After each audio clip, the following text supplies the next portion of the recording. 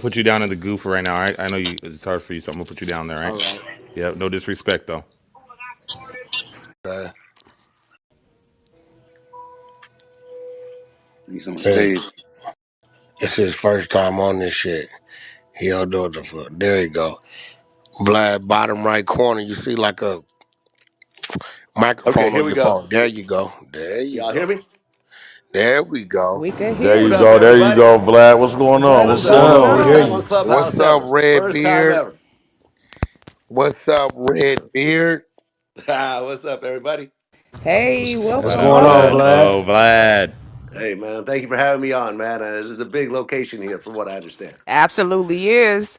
And we do want to welcome you Hmm. today to the 100 EN2 ENT exclusive interview with Wack 100.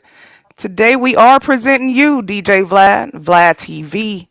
Most of y'all may know him from being the creator of Vlad TV, where you can find him interviewing some of the most prominent entertainers and celebrity figures. You may even consider his interviews controversial. Again, we want to welcome you to the 100 side of Clubhouse. How you doing today, DJ Uh, Vlad? I am great. I am great. Another beautiful California day. Right on, right on. Well, we do have our mods on stage. Much love to y'all. We will be asking you some questions today. Um, Hmm. we're going to hop right in it if you're ready. Yeah, let's do it. Let's get Hey, what's up, Vlad? This is Brock, man. From Houston. I was gonna start off by asking you your thoughts on the Kendrick Lamar and Drake rap beef, and I was gonna see what your thoughts was, who had the edge. But I seen you went viral last night for that very opinion on Kendrick's, yeah, on Kendrick's like that. So I said the universe was universing. So Yeah, can you elaborate on your back and forth with the young lady Morgan Jenkins last night on X? sure, sure. Yeah, y'all getting this first. I mean, look, I tweet a lot of stuff, and I tweet my opinion. In this particular case, I tweeted that the mix quality of Kendrick's new song just I think takes away from the record. And you know, if you talk to any music person, they'll agree with me. The mix just sounds kind of rough, considering how big the song is. That was it. Put it out there. You know,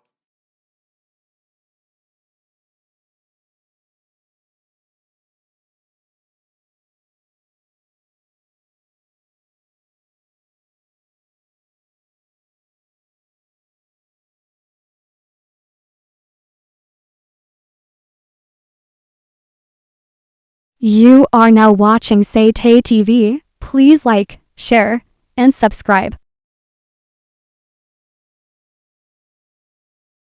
next thing you know, millions of people are retweeting it and everything. I think it's up to like almost 10 million impressions now.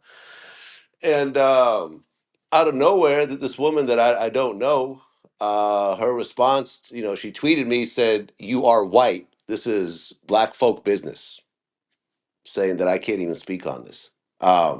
And when I looked, I saw that she claimed to be a professor at Princeton University. And I was like, yo, this is crazy. A Ivy League professor is telling somebody because they're white, they can't comment on the sound quality of a song made by a black person. That's insane. That's completely insane. Like, what if a black music blogger said, "Hey, I don't like the mixed quality of this new Taylor Swift song," and a white professor from Harvard said, "You are black. This is white folk business." Like, imagine the how people would go crazy over that. Like, so yeah, there was some back and forth over that. I thought it was ridiculous that someone of that stature could just talk so recklessly, considering that they're a professor at one of the top universities in a very multicultural environment. I would hate for that person to be my professor or the professor of one of my family members. that is kind of crazy. That shit is wild. Especially if we really talk about some of our top mixers and people we go to for the sound of music. You know Yeah, what I mean? Fucking Mike Dean. You know what I yeah, mean? You know what the fuck are we talking about right now, right? Like, right. Mixed by Ali. I just ran into him the other day. You know what I'm saying? Like, there's some top notch mixers. I don't know. Maybe Kendrick was trying to go for that rough sound, but to me, it just kind of took away from the final product. And look, tens of millions of people are listening to this. That's all I said. Didn't say anything about his lyrics. Didn't say anything about who's winning or anything else like that in that particular tweet. I just said the mixed quality is a little bit, subpar. That's it. That turned into a whole 10 million impression tweet. It's crazy. Yeah, there you go, there you go. Who we got up next, man? Who we got up next? Yo, what That's up, a Vlad? This hey. oh, it's AB. Go ahead, Guap. Yo, what up, Vlad? This King Guap, man. What's up, King Guap? How you doing, man? I'm good. I wanted to ask you, man, how how do you feel about the people out here calling you a culture vulture? Man, I mean, I think the new term that I'm being called now is colonizer. You know, I think with Kendrick's Colonizer. new The set of fuck? songs, colonizer has become the new culture vulture. Before culture vulture, it was honky, or cracker. It's the same thing. If you want to do a derogatory term against someone who's white, you will come up with something a culture vulture, honky, colonizer, cracker, whatever else. I take it all in stride, man. So do Uh, that, do that. Here go the thing, Guap. Here goes the thing, right? When you look at music and you think about music and the business of music and what it takes for it to even get back to the people or to be created, the business of it, all of it, right? Um, that always confuses me, and I think Dame Dash is one of the ones that really kind of was really driving this culture vulture thing when he was going at people. Bro, at the end of the day, I swear to God, everybody I sat down and do business with, when it's time to do business, they didn't look like me, right? They're the ones that created a foundation, a situation for us to take what we knew how to do and get it to the masses. So it took everybody to do business. And you know what I mean? And this is really the American way of business, because this shit is a melting pot. This country don't belong to no fucking body. Everybody's here, right? So I kind of, and me and Cam just got off the phone because you see, I just put a post up, responded to him, right? When he puts up Drake, with the Jewish thing, and he puts up Rick Ross and Kendrick, with the Muslim thing, right? And I responded and said, well, since when did religion have anything to do with hip hop? If that's the case, let's delete all the hits produced by Scott Storch. He called me and he said, you got me there. Like, Mhm. bro, music is fucking music. And whatever makes up music, the overall um, elements and dynamics of it, it has nothing to do with a fucking race or a fucking religion. Whoever has a platform for us to go and do interviews or so on and so forth, it has nothing to do with race or religion. I'm going to say this and let it go. Everybody be talking about this Donald Trump racist shit. Motherfucker, rap music in the urban community is the one that introduced Donald Trump to us. Every fucking song before he was in office was money like Trump, jet like Trump. Everything was like Trump. We glorified Trump. But then when they want to take it and use it and say, hey, you're not this, you're not that, we're supposed to pay attention to it. But then business and music, but then anything, I don't give a fuck about your color, your race, your religion. If you know how to get the job done, you could contribute to this thing of ours that we're doing that we all enjoy when it comes to entertainment and making money, then I'm all for it. Now, Period. Let's go, Dress. all right. Hey, Vlad. My name is Dreas, and I'll be reading some questions that have been submitted from either the GOO, aka our general audience, or some of our various team members. And this question actually comes from Santana, and it says, "How do you navigate the ethical considerations of your interview style, particularly regarding discussions on sensitive topics or with guests who may later face legal repercussions?" Well, I mean, it's always going to be sensitive when you do a serious interview. When you talk about legal repercussions, we've always been extremely careful about speaking about topics that might still be, like criminal cases that might still be open. We don't talk about. If you've passed the statute of limitations, or if usually in our case, someone has already done the prison time for a particular situation, so they come out of prison, then they talk about it, and they've earned the right to talk about it with a large portion of their life. You go and do a crime, you do 20 years, you get out, you've paid for, with your life, the ability to talk about that. The only exception that I'm ever aware of, where there were some sort of legal ramifications after the interview, was the Keefe D situation. But you also have to think that before I did the Keefe D interview, Keefe D wrote a book and talked about the exact things that That's I a talked fact. about in that interview. We actually had the book in our hands before we did the interview, and the book was essentially the blueprint to the questions of the interview. So if a person wants to write a book and publicly release it, and then want to do interviews about the content in that book, that's really on them. But apart from that, there's been lots of times where I've purposely not talked about open cases. We've taken stuff out. I remember Draco the Ruler, when he was still fighting his case, he reached out. His manager reached out to us about doing an interview while he was still locked up, and I said no, because he still had an active case.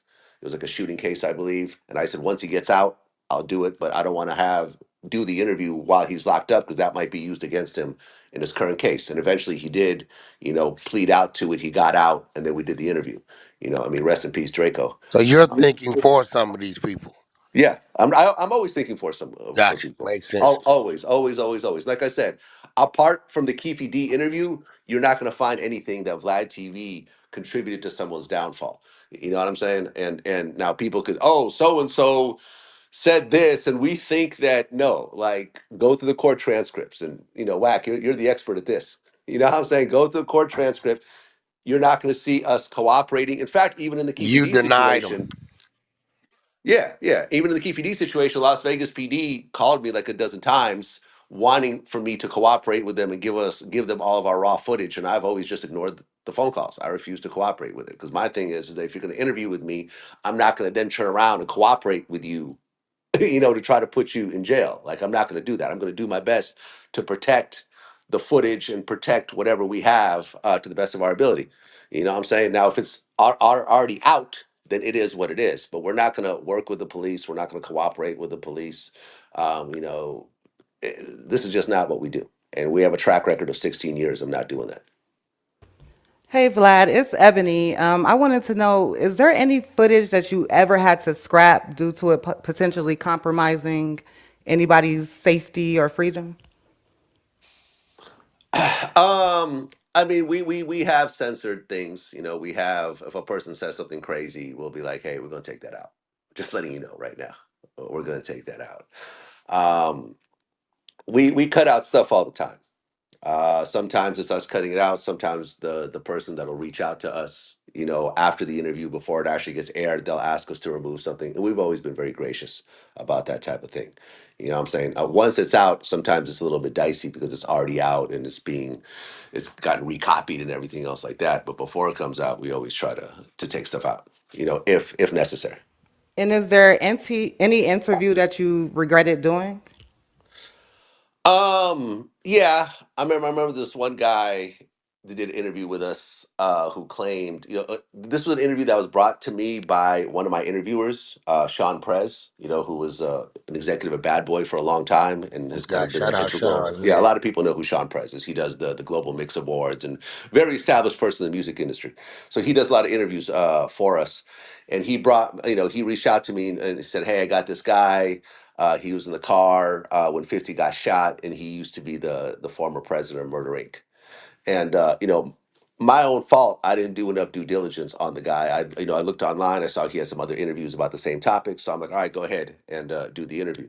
So Sean Prez did the interview, and then a couple of days later, 50 Cent posted on his IG like a screenshot of the interview with the words fraudulent across the interview.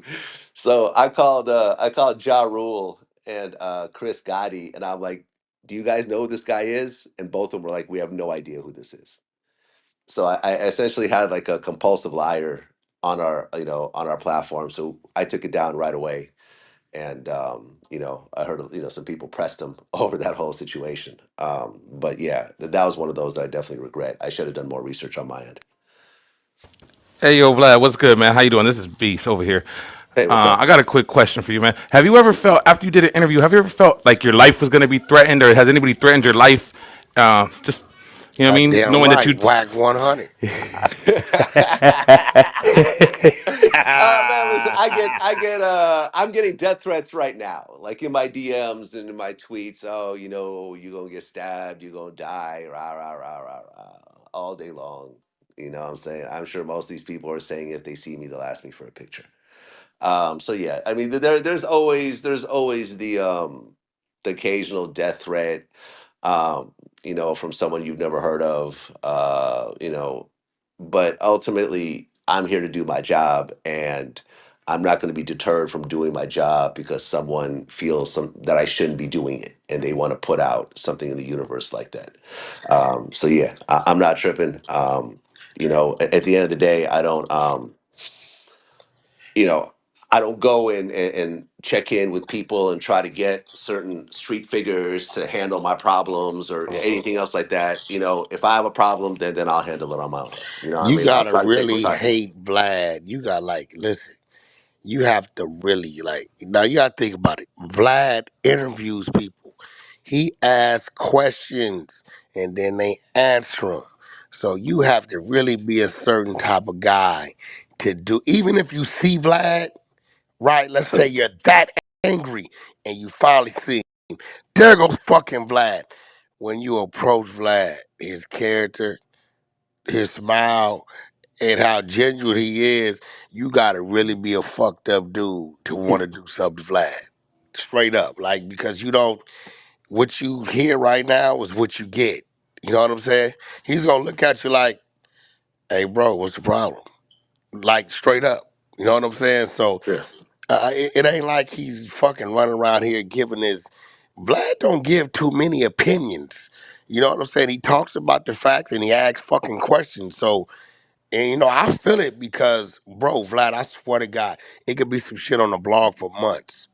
If I start talking about that shit 5 months later, it's a big old Hmm. thing Yeah.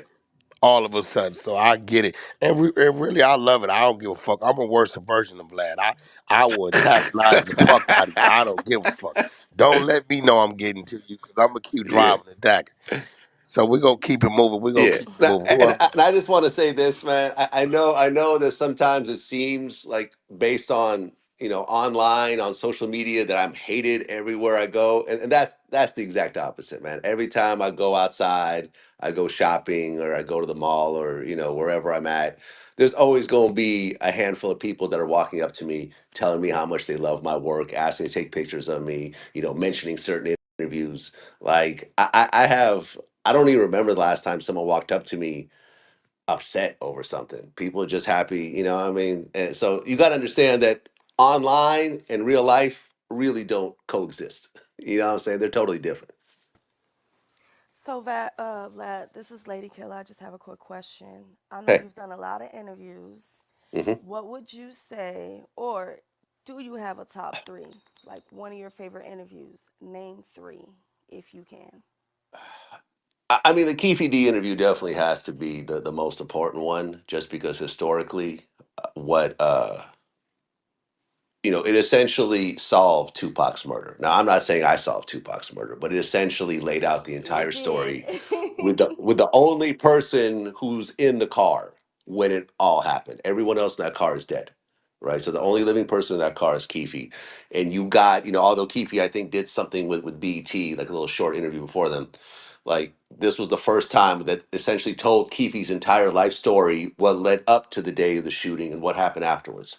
So yeah, that definitely has to be probably the most One of your important. tops. Yeah, one of my tops. The interview with Smokey Robinson, I think, was definitely in my top, just because of how important of a musical figure that he is. This is the guy that helped, mold the Motown sound. I mean, he's like 80 something years old, and he's was able to go through all the hits and everything that they did. Um, Man, a third one. I think the interview with the guy from Milli Vanilli, Fab Morvan. I think that was a very important interview. Wow, I didn't see Yeah, that one. I Interesting. got to catch that one. yeah. I mean, because this is the first time in Grammy history that artists actually had to give back their Grammy. You know what I'm saying? Like, Yeah, that like shit was crazy. this is the first time ever because these guys were caught essentially lip syncing all their music, and and when if you know Grammys, there's a lot of Grammys. There's like best cover art, or best mixing, but they got like the best new artist Grammy, and I think they got like song of the year. So these are two major, huge Grammys that every artist wants to get, and they had to give them back. So the whole story behind it about how they kind of went along with the lip syncing and then had to give back their Grammys, and then one of the members ended up getting addicted to drugs and then dying of an overdose, and just a very powerful story. Wow. All right. Well, this is AB. Hi, DJ Vlad. Maybe. To counter that, what is your worst interview experience, and with who, and what part of your career was that? I guess there's like certain interviews you do where you're like you just don't gel with the person. The two you just don't vibe. I think my one interview I did with Lil Wayne just kind of went nowhere.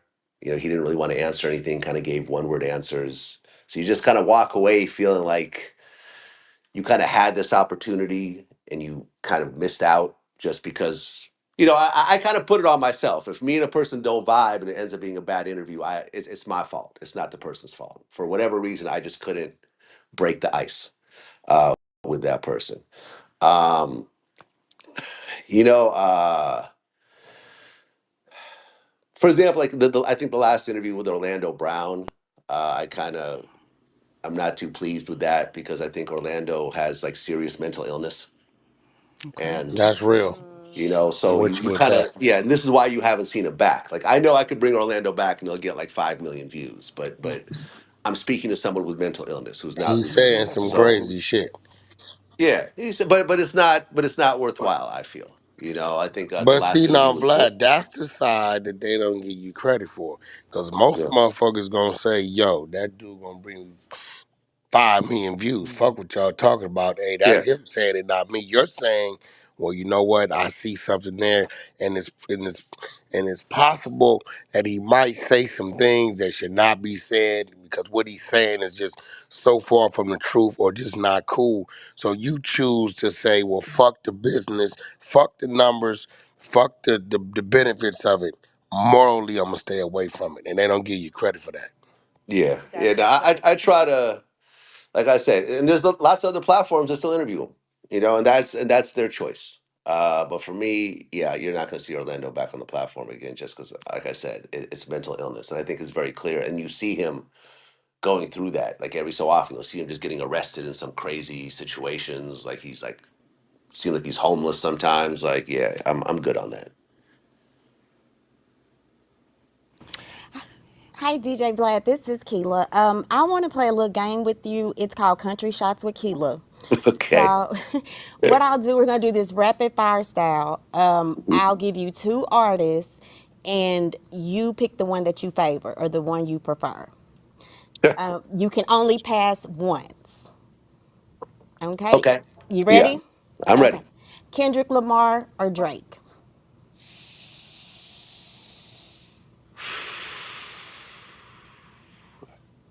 I would say Drake right now. Okay. Yeah. Sexy Red or Ice Spice? Ice Spice. Okay. Chris Brown or Quavo? Chris Brown. Eminem or Jay Z?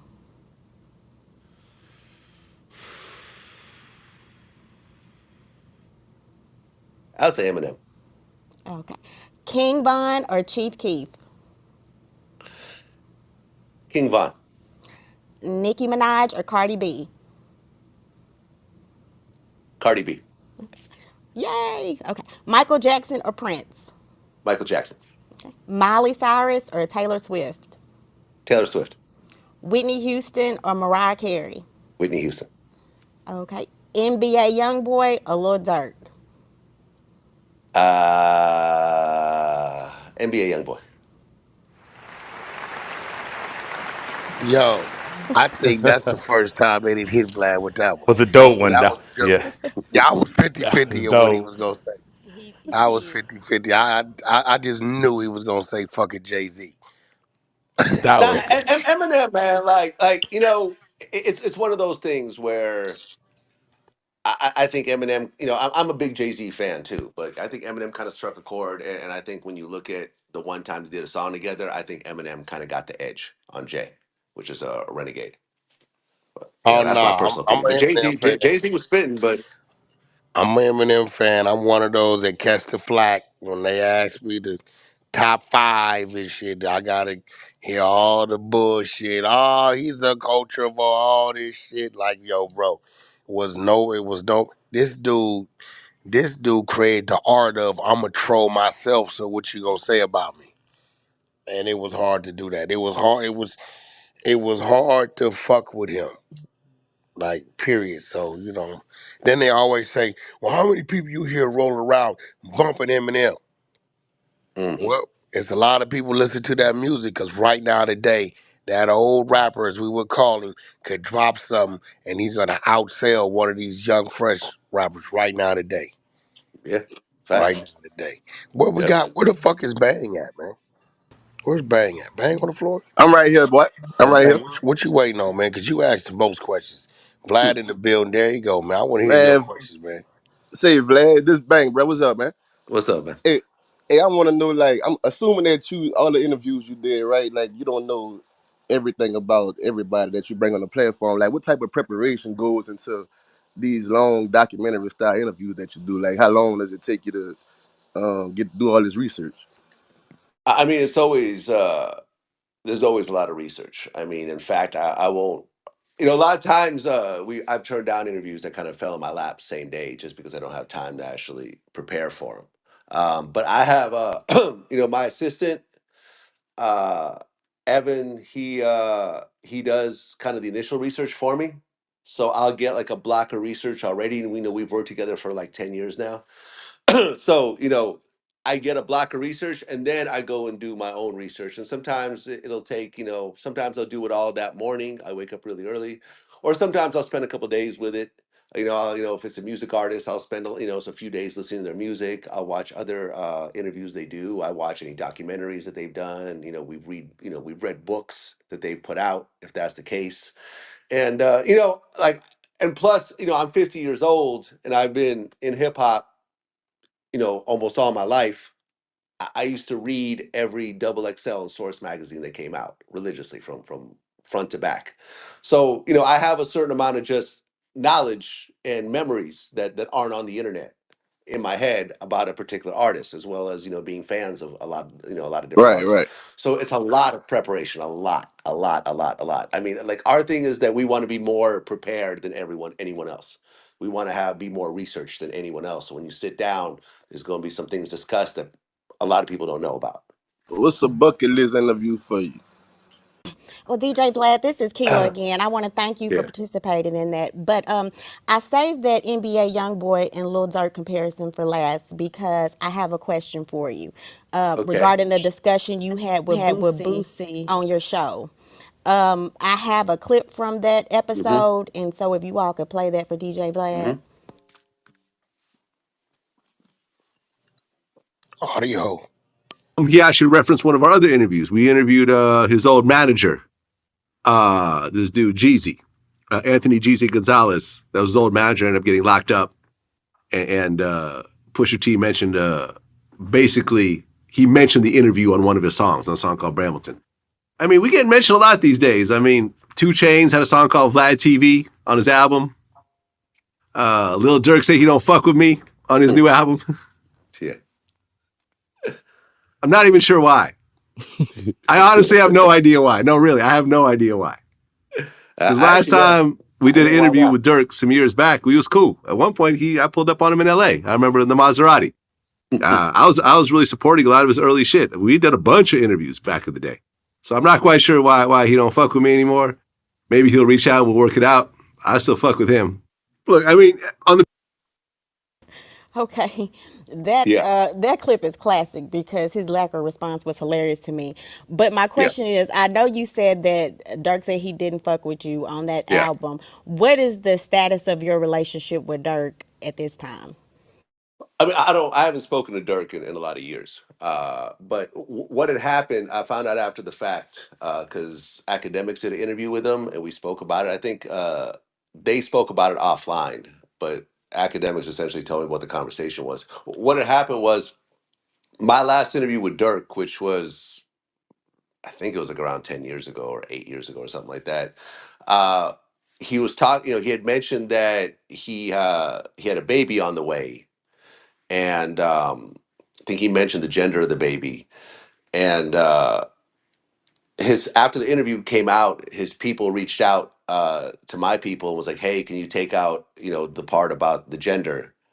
And I think what happened was just the lines got crossed, and it took my staff a couple of days to take it down, which I didn't know about. And I guess that kind of ruined some of the like the baby announcements that he had with his girl India. And he was mad at me about that, which is understandable. Once I saw that that was the actual reason, I felt bad about it. This wasn't something that we did on purpose. I mean, this is not what we ever do. We would never like have someone ask us to take out something, which I mean, like we're not like Shade Room. We don't do baby announcements. Like I have a 90% male audience. They don't care about a rapper having a baby. So this wasn't something that we were just trying to like sneak out or whatever else. We were just more disorganized back then as a company, and the person that was supposed to do it ended up not moving fast enough and didn't take it down. We did take it down a couple days later. So, I can understand that, him and his girl, are upset about this, and he's still with the same girl. So um I can understand why he's like, I don't fuck with Vlad, because when he comes home, his girl don't fuck with me. So it's understandable. I publicly apologized about it. I feel bad about it, and hopefully at one point we could sit down and do something else. But if not, I understand, because when it comes to family, that's more important than any industry type relationship. So that's the story behind me and Lil Okay, Durk. well, I hope so because I look forward to seeing that. Thank you. Yeah, no problem. Hey, Hey, hey, this pit. Oh, go ahead, man. No, go you ahead, good, Pete. Go Pete? ahead. Go ahead. Hey, Go ahead, this Pete. pit bull, beloved. How you doing, my brother? What's up, man? Man, all right, I got a question for you, man. This is coming from the goo. The goo is down there beneath us. This is a good question. Reflecting on your journey with Vlad TV, are there any lessons you've learned from mistakes or decisions you might have handled differently? And if given the chance, and how have these experiences shaped your approach moving forward? I mean, look, it's always a learning process. You're gonna, I never went to business school. I never took management courses. So, there was a lot of things that I could have done differently along the way. But, um, y- you know, it's all part of a learning process. There were, how shall I say it? Like sometimes you put your trust in people, and you find out that they weren't really your friends, that they were, just opportunists. But that doesn't really make you change who you are as a person. You just realize that you didn't put your trust in the right people. So you make those mistakes, but you don't really change from the mistakes, because I am who I am, and I embrace people. I fuck with people. That there's people that have been on my show for a decade, that I've helped. I've helped them immensely. In terms of getting more shows, getting movie roles, putting money in their pocket, anything else like that. So I really don't have a lot of regrets. There's been a lot of there's been stumbles along the way, but you learn from those stumbles and you keep it moving. Now, this is Dres again, Vlad. Hey. So, Hmm. quick question. With all this talk of the big three, right, as far as podcasting, if you can name your Yeah. big three of podcasting, who would your team be with? And that is from DVS out of the goo. including myself or not including myself. However you want to roll the dice. How about both All of right, them? I'm Both not. of them. I'm not gonna include. Listen, I'm not gonna include myself Nah, because you gotta, because that you got to. takes away from you. Gotta, yeah. All right, all right. So Vlad I'll gotta put be in there. myself. On the YouTube side, I think I'm probably one of the biggest on the YouTube side. I mean, I know that other people have different followings and other platforms. On the YouTube side, I think Vlad TV is definitely, in the top three. I think academics right now is in the top three as well. You could really tell how central he is in the whole Drake Kendrick beef, and how he has relationships with everybody, and how his opinion, I think, really matters when he starts to break down things. I think that a lot of people respond. I mean, from the Meek Mills to whoever else. I think his voice carries a lot of weight. So if I were to go with the other one, I would think Charlemagne. I think Charlemagne has been a strong voice, and I was the first one to put Charlemagne on a mixtape when he was still a local DJ in South Carolina. So me and him go back way before Vlad TV, like probably close to 20 years at this point. But he still has a really big voice. He still gets a lot of big interviews, and yeah, he does his thing. Also on the multimedia side, not only in his radio show, but in his podcasts, his books. He has bestsellers. He put other people on to put out books. He's got the Black Effect where he put on other podcasts. Like Gangster Chronicles. And those guys that kind of helped start. Well, Mob James I helped start, who was an original member of the Gangster Chronicles. So yeah, I think that's a good big three. Me, academics, and Charlemagne. Nice. Nice. Now, Vlad, this is Lady Killer one more time. I Mm-hmm. have one last question. I know Mm-hmm. you were born in Ukraine, correct? Yeah. Okay, how did a kid like you growing up get so fascinated towards hip hop? Well, I was born in the Ukraine, but at the time it was part of the USSR, so it was really part of Russia, right? And coming to the US at about 5 years old, not knowing the language, having to learn English as my second language, and then having my family move to San Mateo, California, which is a suburb of San Francisco in Northern California. I was put in an area where there were no other Russian kids. And you got to understand that at the time, this was the 80s, and the US and Russia were in a very serious Cold War, to the Right. point where a lot of people thought there might be like a nuclear war was really like in people's minds at the time. There was even like TV shows called The Day After that would kind of talk about what would happen if there was a nuclear war, and things were very tense. And being a Russian kid named Vlad, and being the only Russian kid in the whole school, I was bullied a lot. I was treated really bad by other kids. Kids would tell me they could shoot me and they would get away with it because I'm Russian, and like shit like that. So I really started to gravitate towards the black kids and the Spanish kids and the Filipino kids who were kind of going through the same type of thing in their own way. And hip hop was sort of the soundtrack to what we were all going through. So when hip hop became a national phenomenon, which was for me was right around fourth grade. Like hip hop songs started to, occasionally pop up on the radio. There's hip hop 12 inches would show up at, stores like Warehouse Records. I just really gravitate towards it. I was a break dancer early on, and I really kind of fell in love with the, Okay. yeah, no, I fell in love with the whole thing, and it just became kind of a lifetime journey. But yeah, but from elementary school, I was really all into it, and I think it was just like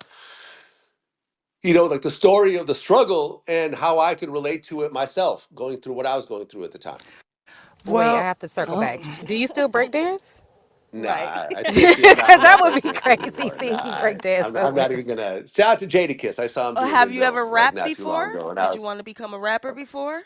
I played around with it like Okay. in college because when I went to when I went to UC Berkeley, uh, that was the first time I actually was around real rappers. So like Souls of Mischief and Dell would be hanging out on Telegraph Ave, and it was actually like, oh wow, like these guys that are my age are now signed to major labels, and songs that I'm listening to and playing on the radio, they're actually you know. like I'm actually seeing them. So it kind of became a little bit more real for me. So I started making beats right around that time, and I kind of played around with rapping, but I knew I wasn't very good at it. You know, I think I rapped it. Some of the rappers I was producing, I think I rapped at one of their shows, but I knew right away it wasn't really for me. And then over time, I saw that even producing wasn't really for me because I knew I was never going to be Dr. Dre or DJ Premier, and that eventually kind of led me into the DJing, which kind of set off a whole chain of events. You know what I'm saying? I Appreciate you. got Appreciate you. Yes. So, We oh, got go ahead. one second. Drewby. Drewby, where Drewby at? Because Drewby had a What's question. Drewby, what was that question you had for Vlad? Oh, I had a couple questions. Hmm. Let's go. Let's go. First I wanted to ask you about Charleston White. Why Yeah. you? Because I seen a couple interviews you had did, and I Hmm. wanted to like I seen one where you were saying that that you didn't want him back on the show because Right. of how he spoke about kids and things like that. But then I seen another interview where you was interviewing Boosie and you was like, well, you called me and Yeah. told me not to bring him back on the show. So I was just trying to figure out like what's your real issue with Charleston White. Well, I had done two interviews with Charleston. The first interview I did was fairly early on. Right, I think he had been on Say Cheese like once, and we did an interview, and it did good numbers. I mean, he has, he's a smart guy. He has an interesting perspective, right. and we got along well, and the interview did well. And then afterwards, he kind of went off on Asians, and he was saying how he was going to rape Asian babies, and he was like, "Fuck the Yeah, he Asians," and wild. all this other type of shit. And I Mm, remember me and him got on a phone call, and I was like, "Look, man, like th- this ain't it." And on top of it, you're going to get your YouTube channel shut down if you continue on this path. And sure enough, 2 weeks later, he got his YouTube channel shut down. But he mm, was like, "Nah, that's not really me, and that's not really how I feel." So I said, "All right, cool, I'll bring him back on," and we kind of addressed that. And you know, I was sort of 50-50 with it. right. And then like you mentioned, Boosie reached out to me and he was like, "Yo, like Charleston is talking about my kids. Would you, can you not feature him anymore?" And I'm like, "Cool, I got you." I was already on the fence about it already. And when I heard that, when I heard that he's talking about his kids, I was like, "Yeah, I'm cool." And of course, when when that got released, Charleston's like, "I hope your kids die," Damn. about me. And then like, Matt Hoffa, who's a regular on my show, I think Charleston said he's gonna rape his daughter and that type of shit. And it's just like I'm cool with that. I understand that it's trolling, and his Charleston's take is like, "Oh well, ever since I got out of prison, I haven't done anything illegal. It's just words." But Right. most people die over words. That's a fact. Yeah. I mean, sometimes it's actions, but most times people die over words. So you could troll and you could say whatever you want to say, and I get it, and whatever else. But when you start talking about people's kids and raping kids and hoping kids die and everything else like that, it's just not something I want to be associated with. So Understand. so that's basically Real. how I feel. This is why you won't see Charleston back on the platform. No, that's real. I don't condone that. I don't know, man. I tell people like a woman's a woman. I don't care what race they are. So every time I hear him say that, like, we rape white women, like that shit is Yeah, cool.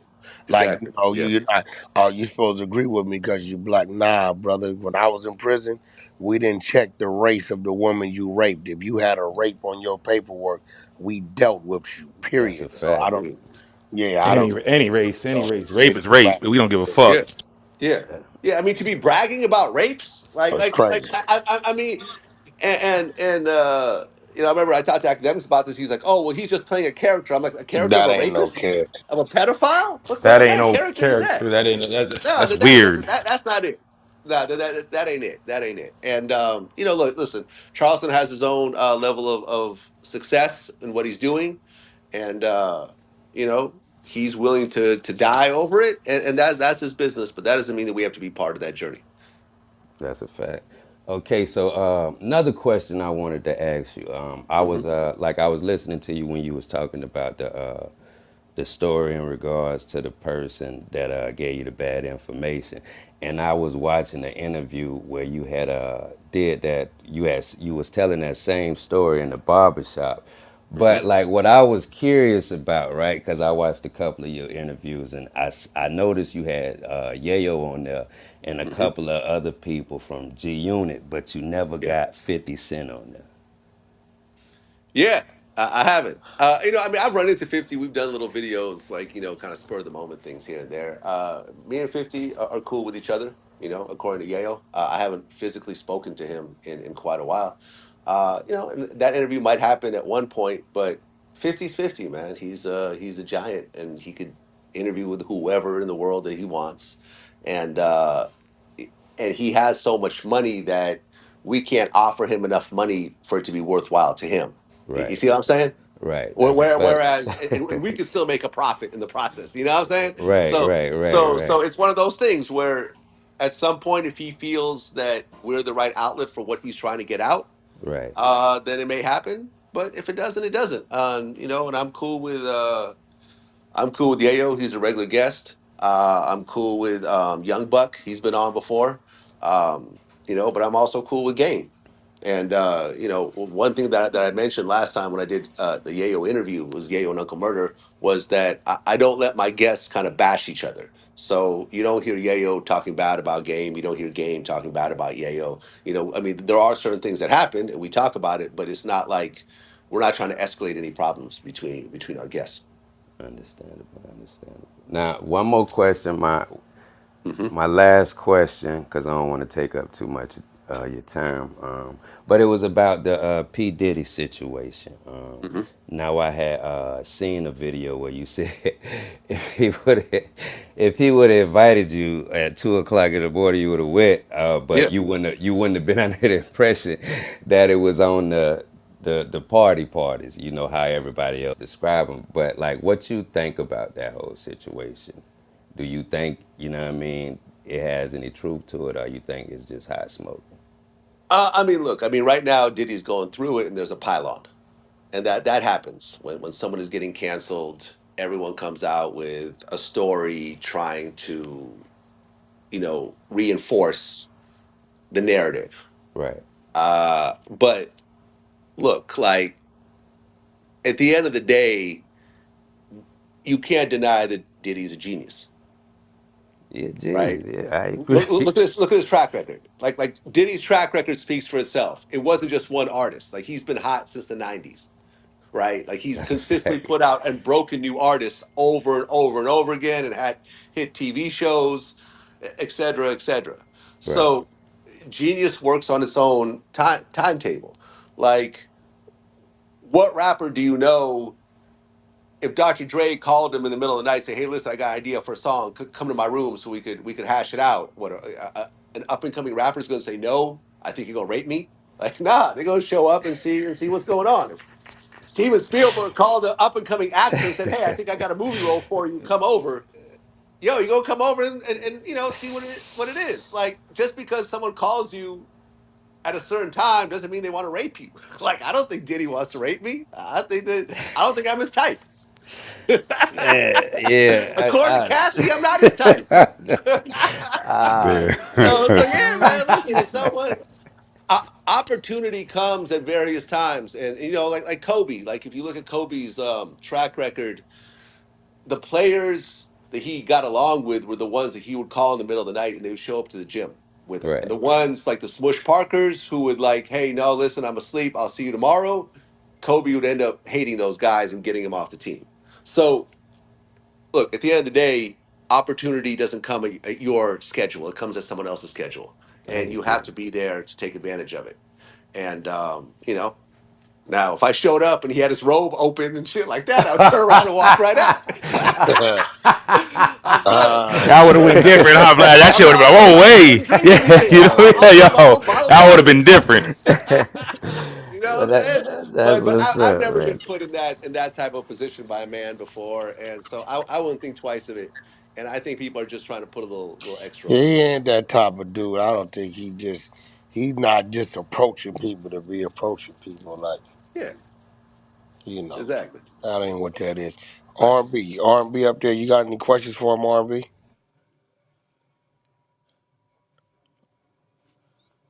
She up there.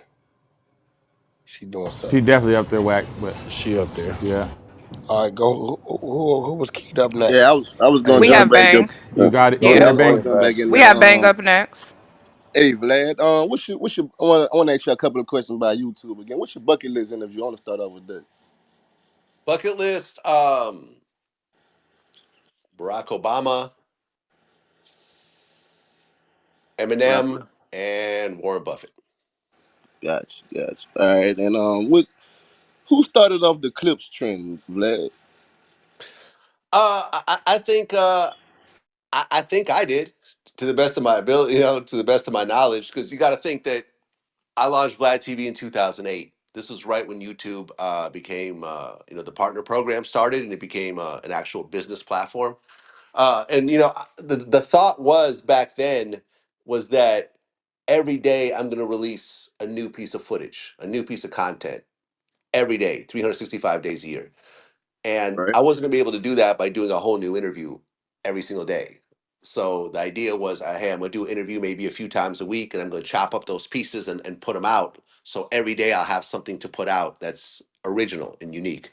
And no one really understood that back then, that they thought it was too much, that no, like people are only going to watch the full interview and no one's going to see this. But over time, I started to realize that I had actually made the right decision. I kind of was thinking ahead about how things were going to turn out, because when you look at these days, what do people say? Oh, I'm going to clip that up. So now everyone's clipping it. And my thinking these days, now we put out like 10 clips a day. And my thinking is that if we don't do it, someone else is going to do it for us anyways, and they're going to profit off of it. So why not clip it up ourselves, put it out, and then we could actually monetize it. And then, there's also the thing of, on a business level, sometimes, you don't have control over what YouTube, when YouTube demonetizes your videos. Sometimes you have a full interview and the whole interview gets demonetized, and there's not a whole lot you could do about it, especially if the content is a little bit, uh, a little bit serious. So the thinking is, well, if we put out a bunch of clips, some of them will make it through, and maybe some of them will get Some of them demonetized. wrong. Yeah. But almost like, if you're shipping kilos over the border, like, some of them might get caught, but a few of them will get through, and that'll pay for the next shipment. You know what I'm saying? So that's kind of how I look at it. We don't So, want everything to kind of lose out all at once. So that's why we break it up. so you going on the record and saying that you started the clips wave on YouTube? I think so. Yeah, All I, right, I I think so. all Yeah. right. And the other waves you want to take credit for while we on the record? Um. Subscription base. I mean, I think That sub base shit you do, that's your shit. the When it what comes the subscription base, when it comes to this podcast thing, that's you. the membership thing. Yeah, that's you. When it Yeah, comes I to the think we podcast started side that of it. early. I mean, we were one of the early ones. Like the whole talking behind the talking behind the camera, asking questions behind the camera. We're probably the first ones on YouTube to do it, but the DVD era guys, like the All Access DVD and Smack DVD and Raw Report, they were kind of doing that already. So I can't take credit for that. But I was part of the DVD era as well. But I think on YouTube, a lot of those guys didn't transition, so we were probably the first ones on YouTube to do it. And now you see a lot of platforms like the Sean Cottons and so forth who do that as well. And I think that's great. And I'm gonna let y'all know, just cause Vlad don't be on the camera, Vlad be over there swagged up, Burberry the fuck out, all kind of shit. So Every time, yeah, I swear to God, he every do. time, He be every time. But fresh. but Vlad but be you know fresh, He what? Wack. fresh as a motherfucker. I'm I always can't fresh. lie. But you know what it is though. Like, but here's the thing. Like for 10 years, all I was wearing was merch, or like clothing companies like Stall and Dean or 5-4 that would give me free clothes. And I would go to Foot Locker and go straight to the clearance section. I would buy whatever I could afford. And when you see a lot of my old pictures, like I'm wearing that type of shit. But at the point where I became, financially okay, it was like, all right, now I could actually wear what I want to wear. And people like to make comments about it, but if you could go into a Gucci store and every item in there is $10, would you wear Gucci or would you wear Walmart? Because at the level I'm at, it's like $10 to me. It doesn't really make a difference what I spend on clothes. So I wear what I like.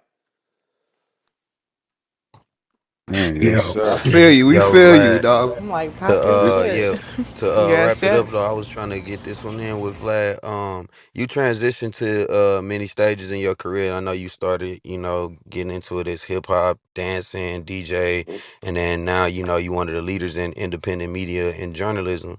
That's like a lane that a lot of kids are aspiring to jump into, and as somebody that's considered the godfather of independent media and hip hop. Elaborate on what you think your legacy is and what role do you see yourself playing as the lane progresses? Well, I think that what our legacy is that up until we came around, I felt like hip hop media and interviewing was pretty lame. I felt that it was like promo for the artist. And it was mostly radio based. It was very quick. It would ask just a bunch of promo questions and very light type of content. And I would watch like something like my favorite program on TV is 60 Minutes. So I would watch 60 Minutes and I would see how hard they would go in the questions and I would see the effect that 60 Minutes would have on the world, on laws, on you know uh, foreign relations. Like it goes that deep, and I try to bring that level of journalism. I brought it to the hip hop world, and that's why a lot of people say I'm the police or I'm the feds or whatever, because up until I started doing it, they weren't asking those types of questions. I mean, now it's pretty commonplace, but back then, no one ever did it, and no one would talk about, if a rapper talked about a bunch of gang stuff in their lyrics, they would go and do an interview, and the interviewer would never mention any gang type questions at all. But when you go to the barbershops, that's all people are talking about. So I think that that's what the legacy is that we sort of pushed journalism, hip hop journalism, into the boundaries of real journalism. And now it's a lot more accepted. But back then, I mean, listen, we took the jabs and the people talking about us and everything else like that because we were kind of the only ones doing it. And your Hey, legacy going forward, like what do you see yourself, what role do you see yourself playing as it progresses? I think that these days what we try to do is really get a lot of people's life stories and really document important people of this era. For example, like Wack, he helped set up the interview with Game. There's been a lot of Game interviews. There's probably easily been over 100 Game interviews, but we're the only ones that actually allowed him to tell his story from birth to where he is right now, and talking about all the major milestones, all the victories, and also all the failures along the way, all the losses and all the wins. And not everybody gets a documentary made about them. But someone like John Witherspoon, we did his last interview, and it was a life story piece about him. And if you're a fan like John Witherspoon, like I am, there's only one place to actually find out about his story. So I think that we really try to document a lot of important people who I admire, whether they're rappers, singers, producers, professional athletes, politicians, gangsters, entrepreneurs. On and on and on. People who I admire, who I find interesting, and actually getting their whole story because these stories are inspirational. And most times, 95% of the people, they started out relatively either poor or middle class and got to where they are by their own effort and their own drive.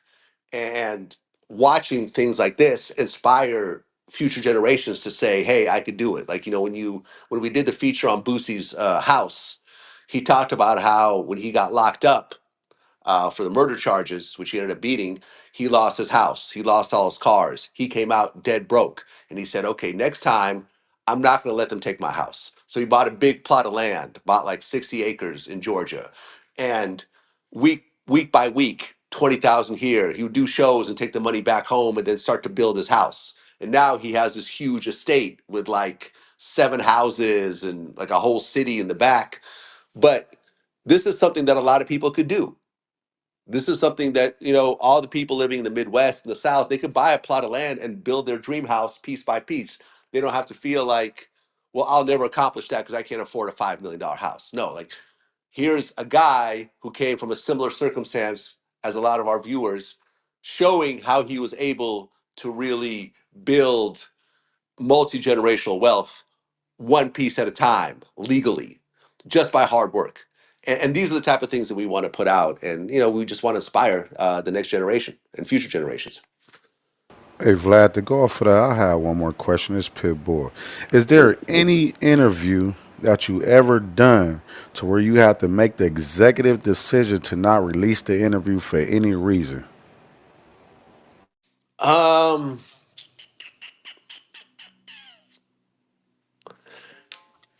not really not release It it. was one you did, but then you Uh eventually did, Vlad. Oh, which R. one? Kelly.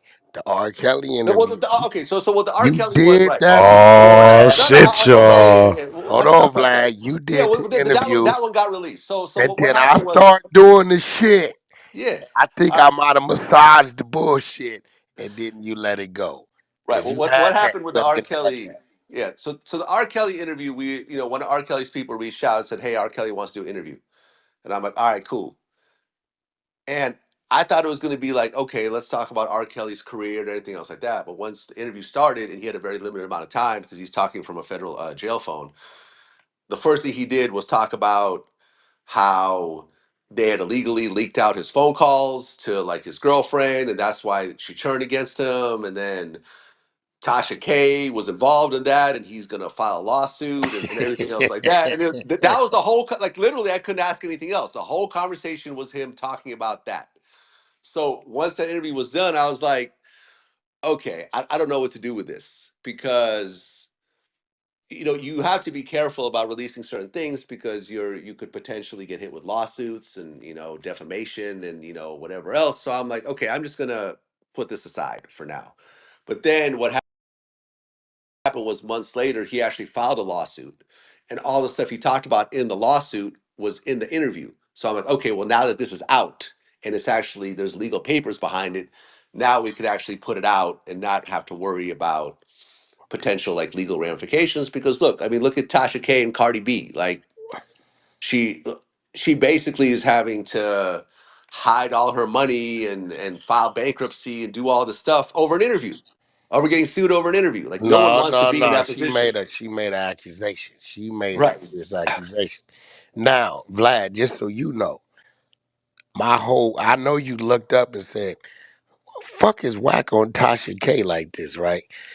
I was I was summoned to put that work in so Okay. R. Kelly could get the doors of appeal open. So if you really pay attention, everything the very reason why you was holding it, that's what I was attacking. That's what I was attacking so the doors could open. I told Okay. them, I said, hey, I said, listen, once the doors open up, Vlad's gonna release the fucking interview. Remember Yeah. I came down there. Well, I don't know if Gang was down there. I said, yo, they're calling me, Yeah. right? Yeah. Yeah. I I remember. Yeah. I told you. I said Yeah. when you guys file, he'll release. He Yeah. just didn't want to. Vlad ain't fucking around on those lines, right? If it's too Yeah. close, he's just gonna he's gonna play it safe. You know what I'm saying? And I tell people that. And as a businessman, you gotta respect that. You have to respect that a motherfucker is not gonna roll the dice for you when it's when he's Yeah. gonna be Man, the look, one that dealing with the Tasha ramifications. K, even holding the whole Cardi B lawsuit that she lost, tried to appeal, couldn't appeal, lost the appeal. She went after like Kevin Hart, and I remember she was like celebrating that she had like part of the lawsuit. I think the extortion part got tossed out, not mentioning there was other parts of the lawsuit that are still going forward. And who the hell wants to be in a lawsuit with Kevin Hart, who's worth like hundreds of millions of dollars, who could just sue you just to fuck with you? That's You know real. what I mean? Like protecting yourself. Tasha K is not in a position to throw out an extra $100,000 to protect herself in a lawsuit. She's just not. Kevin Hart is, and you're sitting there poking bears that you know you're not supposed to be poking. So yeah, I try to avoid potential problems whenever I can. There's another one you didn't release, though, Vlad. You ain't released that Thomas Sotomayor. Right. Which Okay. Yeah. one? So there's that one. All right. So I'll talk about that. So I had interviewed Tariq Nasheed on my platform, and he came on my platform, and cool dude. We had a really good conversation. We had a good interview. Very polite, very professional. Came out and did good numbers, and then I remember I put it out. A lot of people in the comments were like, "Oh, you should interview Tommy Sotomayor." Like, and I wasn't really familiar with who he was. So I was like, "All right." A lot of people are asking for it. Let me just reach out to him, not really knowing his background. So we started doing the interview. I didn't realize that Tommy was like anti-black women. Like he bashes black women all the time, and also bashes black people all the time. So that kind of put sort of a bad taste in my mouth as we're doing the interview, and I'm trying to argue with some of the points that he's making, saying like this is not a black person thing, this is a poor person thing, right? You take any race of people and you put them in this type of you know situation, they're all going to act similarly. It has nothing to do with race. It just is what it is. Now, unbeknownst to me, Tommy and Tariq Nasheed had been beefing at it real bad. I never even asked Tommy Right. any questions about Tariq Nasheed. Like literally, you could ask Tommy these days. We didn't even get into any questions about Tariq. But I guess Tommy was on social media saying that, oh yeah, I'm about to do Vlad TV, whatever else. And Tariq saw that. And I guess Tariq, I saw him say something in an interview saying, like, oh, I brought Tommy in to bash him, which was not the case. Because like I said, I never even mentioned him up to the point of that interview. So in the middle of the interview, Tariq Nasheed, knowing where our studio is and us not having good security in the studio at that time, he literally runs into the room and confronts Tommy on camera. And I'm looking at this going like, what the fuck is going on? I didn't even know these two even had beef. And then the two of them are arguing, and Tariq is getting in Tommy's face, and he brought him like this like racist award that he was trying to give him, and rah rah rah. And so this is happening. Tommy's looking at me like, "Oh, you set me up." I'm like, "I didn't set you up. You're the one on social media announcing this shit. This guy had just did an interview here a month ago. Put two and two together. Why would I set up another guest to confront another guest? Like that's never happened. We've never done that. We would never ever do that. That's a liability." So the two of them get in this whole big argument. We eventually managed to get Tariq Nasheed out the room, and we finished the interview. And I was like, "Listen, I had nothing to do with this, honestly. But let's finish the interview, and we'll put it out." So the interview finishes, and Wack, you know that when we do an interview, it usually takes about a week for us to edit it and put it out. Yeah, It that's a doesn't come fact. out the same day or the next day. So Tommy is called me and said, "Hey, what's going on with the interview?" And I'm like, "It's gonna come out. We're just editing it right now." So he's like, "Oh, I want to talk to you." So we get on the phone and I explain to him, like, "Yo, we're gonna put it out. We're just editing it right now, et cetera, et cetera. I had nothing to do with this whole situation with Tariq. You're the one on social media announcing where you're gonna be, what time." So Tommy goes, records my phone call and puts it out on YouTube.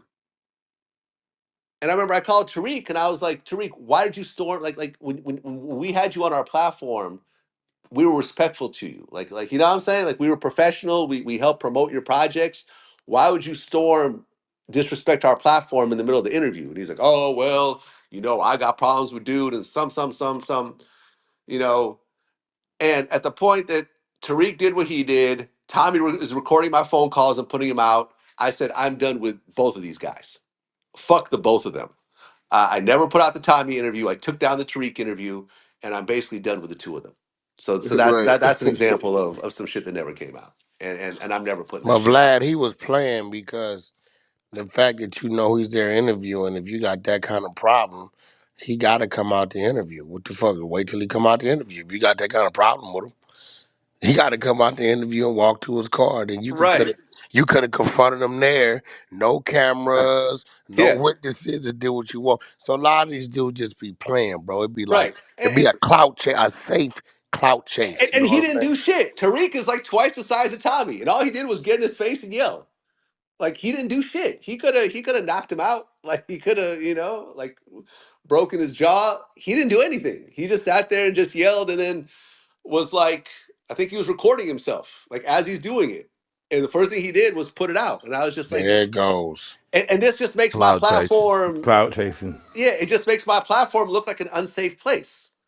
And this was like something like 10 years ago. And I was just like, okay, I'm cool. I'm gonna lock down security, make sure all the doors are locked, have security on site in case this happens again. And yeah, And we that's won't rock with definitely certain people. his spot is definitely for those of y'all that don't know, his spot is definitely locked down. Security in the parking lot, security in the hallway, Right. security in the motherfucking room where the conversation's happening. Yeah. So it ain't wise to go up there trying no shit like that again, because you will not get in there. It won't go the way you think it's gonna go. And I'm gonna let everybody know, bro. If I'm somewhere and my artist is somewhere interviewing, bro, don't come up there approaching the person you got an issue with. You know what I'm saying? Because I'm going to react as if it's a Yeah. disrespect to us. So I'm letting you don't come. Oh, Wack, this ain't got nothing. You're not gonna have no time to be saying all that shit. So don't ever bring that shit. You got a problem with Vlad, or you got a problem with fucking Adam, or anybody else that, and you know we sitting down with these people. Don't come up there, because brother, we're not gonna stand in your favor. We're gonna react. I'm Hey, warning you. hey, yo, Vlad, I got a quick question about that. That's leading up to this one. How'd you feel Mhm. about that skit that they ran up on you over there at that weirdo China Max spot? I seen you like you wasn't happy about that shit. Can you let Yeah. us know how you felt about that shit? What he tried to do to you? I mean, I feel like this. I was the first person to put China Mac on. When he got out of prison, they reached out to me and said, "Hey, China Mac wants to, he just got out of jail. He wants to do an interview. He was involved in the shooting with Jin's friend, and he wants to talk about that whole story and so forth." So I said, "All right, cool." Put him on, did an interview. That was his introduction to, to the internet world. The interview went well, so I reached back out to him. I said, "Hey, do you want to do another one?" Because he was involved in like in Chinese gangs in New York. Do you want to? Are you comfortable talking about that? He's like, "Yeah, absolutely." So he came in, did another interview, and then he became a regular guest over time. Where I'd bring him in. I'd even paid him to come in and do interviews. Like he got an appearance fee for the last like I don't know half dozen times or whatever he did interviews. So me and him had kind of formed, a business relationship and somewhat of a friendship. We had had dinner before and so forth. So he hit me up one day, and and my thing is, if you do an interview on my platform and you have your own platform and you ask me, I will always say yes. Which is why, Wack, when you called me and said, "Can you do Clubhouse?" What did I tell you? No, you told me you do my shit, no problem.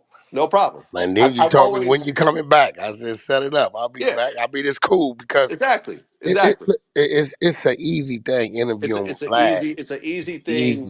Easy, China easy. Mac wants to do my platform. He has his own show. All right, cool. So he called me and said, "Hey, can you do my show? It's a live stream." I said, "Cool. Um, I don't know this location.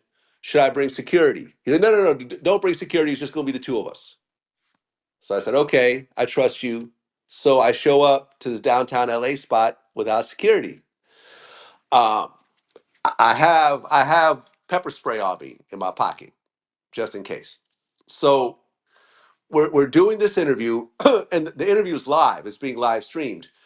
Out of nowhere, in the middle of the interview, two guys burst into the room arguing with each other, and they're like, "Oh, fuck you, oh no, yo, whatever."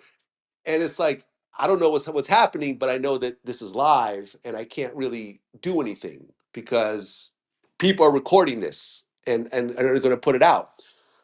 And during the argument, one of the guys said, "I'm about to go get my gun." And that really kind of put me in a state of concern because if a gun starts to go off, I might get killed. So if you look in the video, you see me kind of zip down my pockets and put my hand in my front pockets, and I grab my pepper spray in my pocket just in case something goes down. So this argument keeps kind of escalating and escalating, and then like China Mac throws like some confetti on me. He's like, "Oh, okay, the whole thing is a joke." Now, at the time, That I wasn't Cool. At the time I was like, all right, my adrenaline is still flowing. I'm like, all right, that's cool. I kind of got through it, and I didn't overreact. I retained my cool. I was calm, everything else like that. But when I started to look back on the situation, I was like, what if I didn't react in the way that I did? It's being like, there's no way to. That's Once it's real. live, it's live. What if I had freaked out? What if I ran out of the room? What if I pepper sprayed Then he was somebody? gonna use You you know as what I mean? content. That's what the fuck he was doing. Yeah, and I was like, I don't. When I started to think about it, I'm like, I don't know why China Mac would put me in this position when all I've done was help him, and I wouldn't do something like that to him, and I don't That's think he would crazy. do that to another executive, because at the end of the day, that's what I am. I'm not just a personality. I'm also an executive. I also run my company. So based on that, it's just sort of left a bad taste in my mouth. And me and China Mac, we're cool. I have no problems with him. I wish him the best. But I decided at that point that I'm not going to bring him back on my platform again. Yeah, that's crazy. That's some kid shit. Yeah, Everybody and ain't built for it, bro. yeah, and Everybody listen, ain't he built for it. apologized. He said he realized he didn't think it all the way through, and he was just trying to create content. I don't think there was a malicious intent necessarily, but I also think that when you deal with certain type of people, I think that you should kind of treat them with more respect, especially considering who they are and the relationship that you guys have together. I mean, Vlad, I would You bring. make yourself accessible to real people, and sometimes in that situation, those type of people don't know what's in front of them. You understand what I'm saying? Yeah, Most people in your situation is about 10 layers before a motherfucker can even talk to you, right? And yeah, you're not like that. I'm not like that, right? yeah, But I don't think he realized overall who the fuck you really were because of how you dealt with him personally. yeah, Like you just don't do that shit. Like you're dealing with an exec, you're dealing with somebody who in this game, right? You one of the Jay-Z's of this. You don't just go fucking pranking Jay-Z.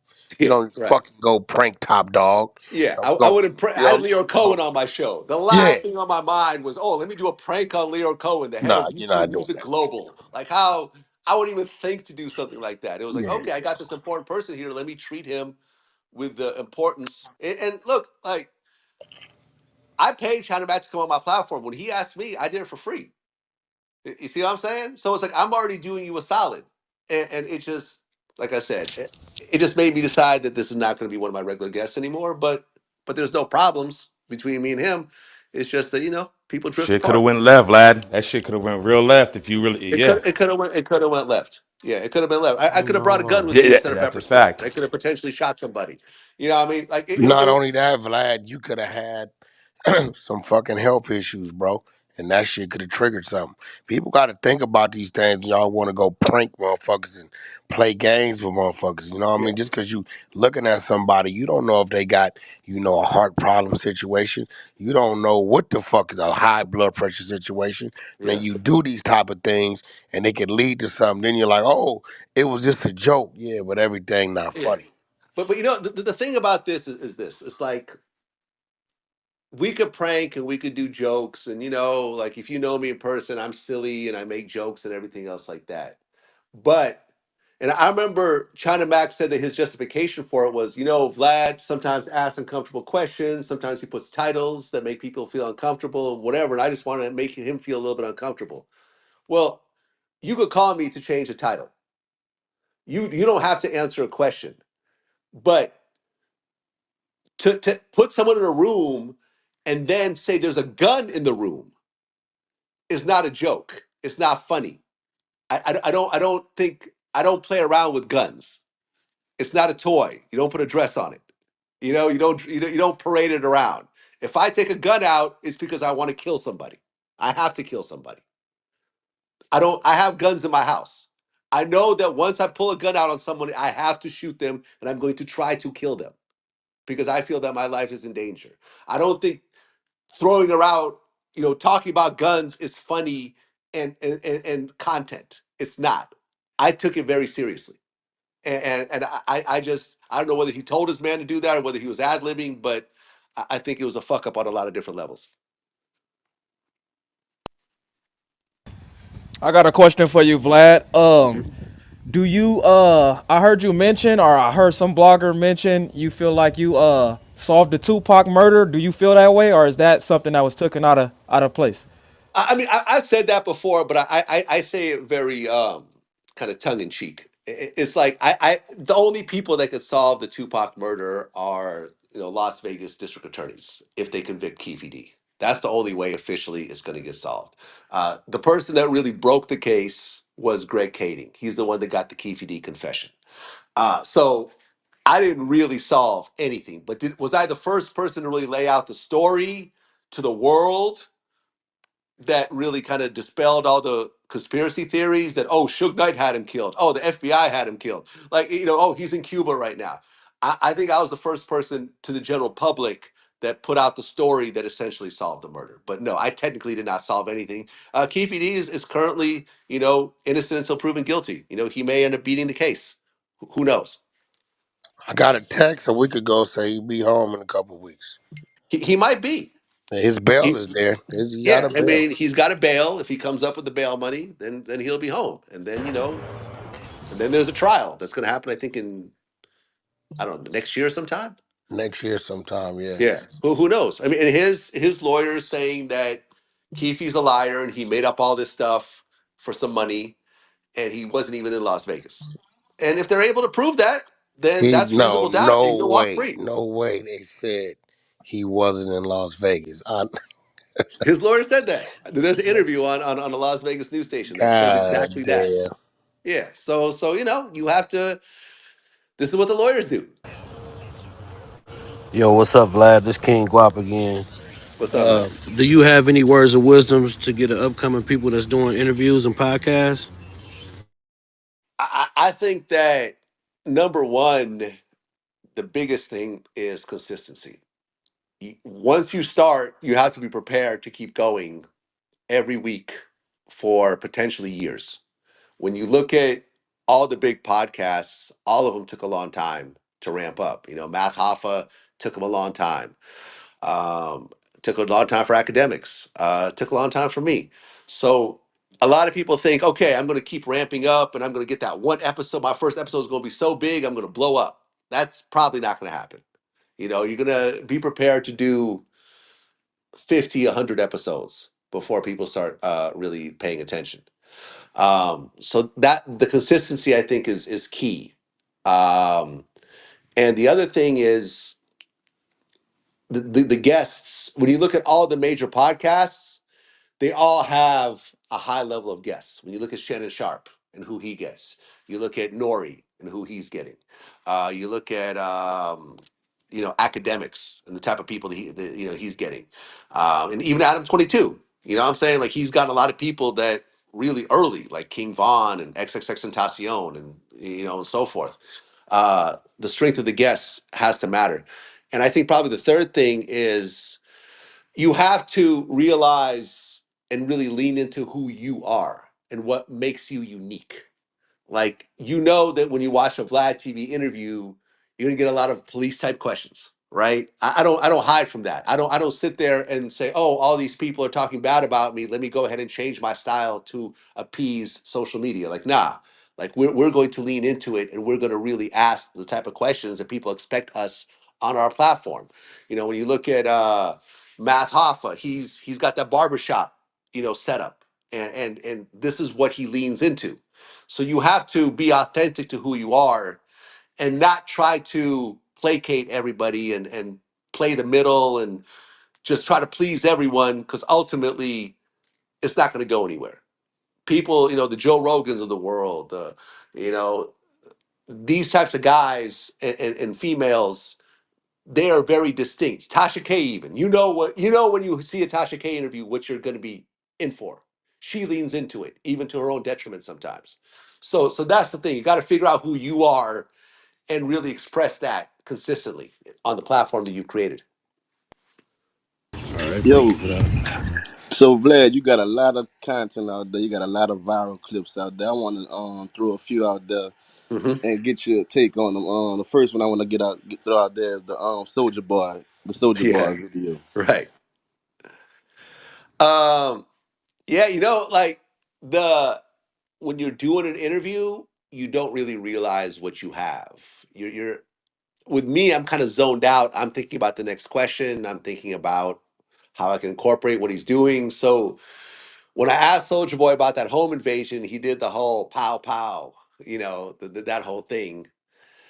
I didn't think anything of it. And it wasn't until it came out and people started doing the Soldier Boy challenge. I think Joe Budden was actually one of the first ones to do it.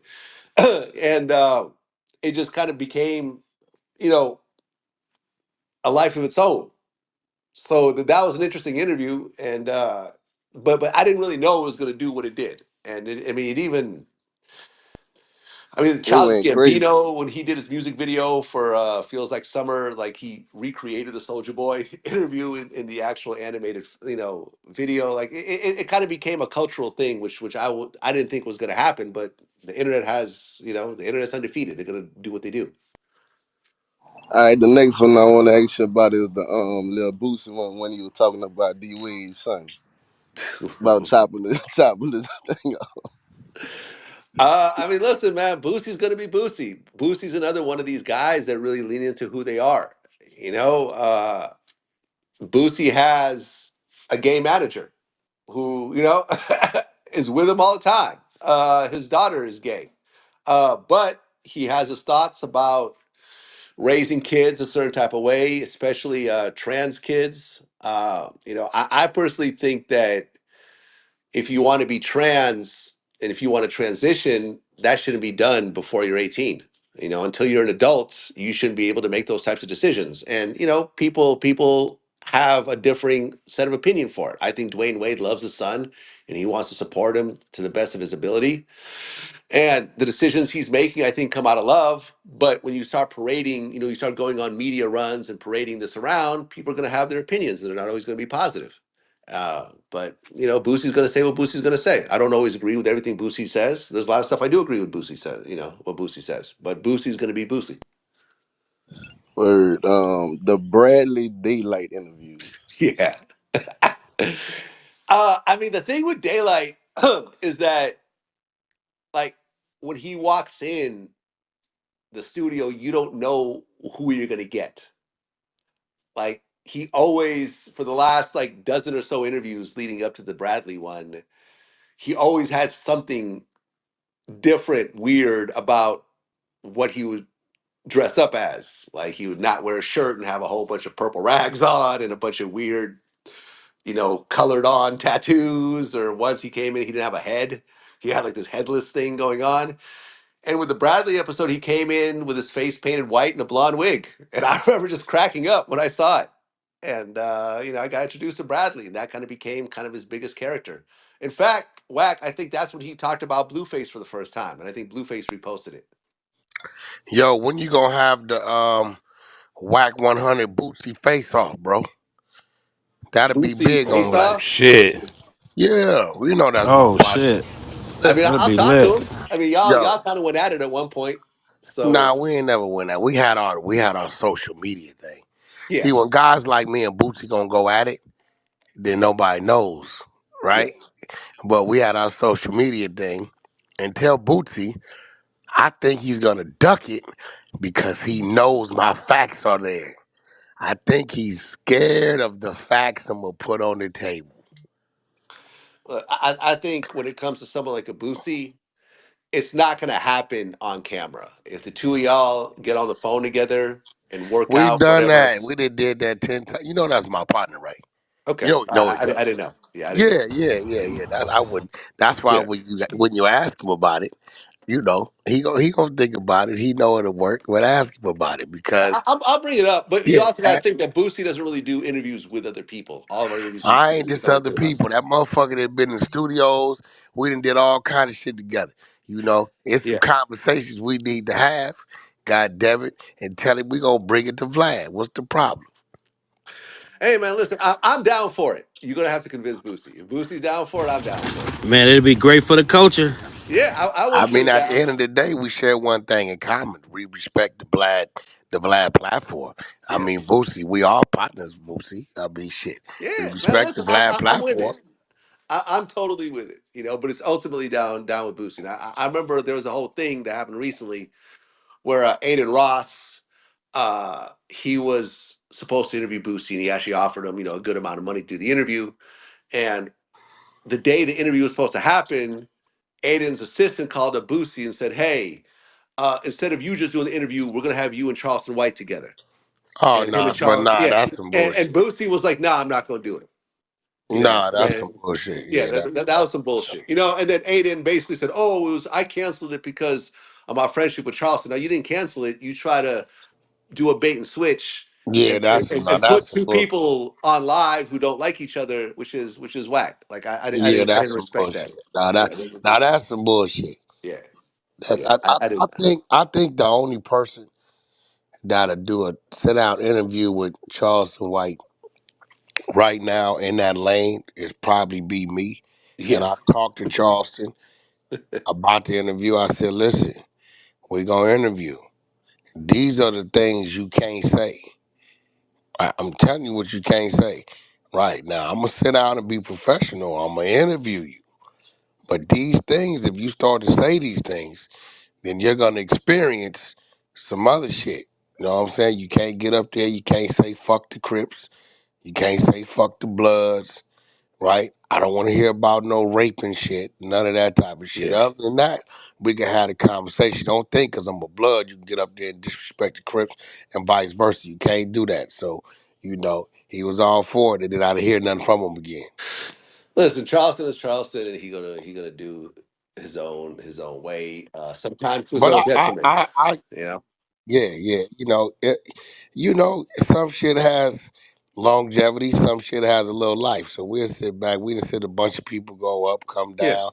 We done see people go up, keep going up. So we'll sit back and watch it. All I can say is we're gonna continue to do what we've been doing. And what we've been good at is plugging into one another, for resources and things that we may need to, just to keep our ships in line and keep our ships going. I think the people we fuck with, Vlad, we don't mind seeing that sail way up there. We know that's Vlad. You know what I Yeah. mean? Vlad don't mind seeing, oh, who the fuck is that over there in those waters? Okay, that's Adam and Wack. Who was that over there? That's Joe. But we don't mind it because when we need to come in each other's waters, right, we give each other passage. You know what I mean? Yeah. So No, I've always felt that's like about it. all of us could do better by working with each other, doing our own platforms, anything else like that. When people beef with me, for reasons honestly on their end, like Joe Budden doesn't like me, I heard Gilly Wallow don't like me, and it's just like I don't have a problem with these guys. You know what I mean?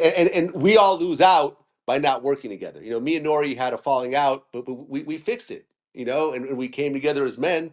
And I did his platform. It did like 1.3 million views. It was one of his biggest interviews of the year.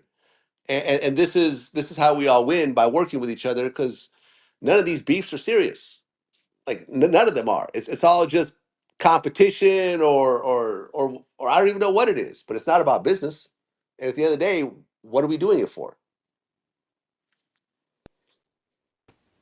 Well, DJ Vlad, this is AB up top. Mm. Do you have any other closing statements? We appreciate you for being here. We know you have things to do. Anyone else on the floor have any other questions before I let DJ Vlad go? Hey Vlad, real quick, this is Beast, man. I got one quick Yeah. question, man. What was your scary? I know you interviewed Cartel Hitman, Sammy the Bull, some really dangerous motherfuckers. Who was the one that really you said, I'm sitting across from this motherfucker? Who was that? Well, the interview wasn't in person. It was remote because he was in Florida and I was in LA at the time. But I recently interviewed Joey Merlino, who is the rumored boss of the Philly Mafia. And I definitely it wasn't a scared thing because I don't really get scared in interviews. It's like I'm here to do a job and that's it. Like fear doesn't really go into a part of the process. But sitting with him, I realized that okay, like this guy is is still very serious. This is not a guy that's retired and is talking about a bunch of stuff that happened a long time ago. This guy is still who knows? I don't know. But it was different than a lot of the other mafia interviews that I did. The other time was Mike Tyson. He got mad at me in the middle of the interview, and that was a little scary because it's Mike Tyson, and Iron Mike. yeah, Oh shit. Oh man, I wanted to ask you and we about were that when actually you said in something about Zip. we were doing it at his boxing ring in L.A. and we were actually I was doing the interview in the actual ring, so I'm actually in the ring with Mike Tyson, and I said something that kind of upset him, and I'm seeing him getting angry, and I'm like, if he takes a swing at me, I don't know what's going to happen. Like, it's Mike Tyson. So that was definitely probably like my scariest moment. I think with the Tyson moment, where it was like, okay, something, the wrong word. I got to talk my way out of this. The wrong word, Mike Tyson might swing at me, and God knows what's going to happen after that. You know, that might be the last thing Probably die. yeah, I might die. I wanna I wanna ask you this. Is that why you let the other dude finish the interview? Cause I seen that, and it was like soon as you said you was talking about Zip, Yeah. and you No, said, no, no. Actually, I finished the interview.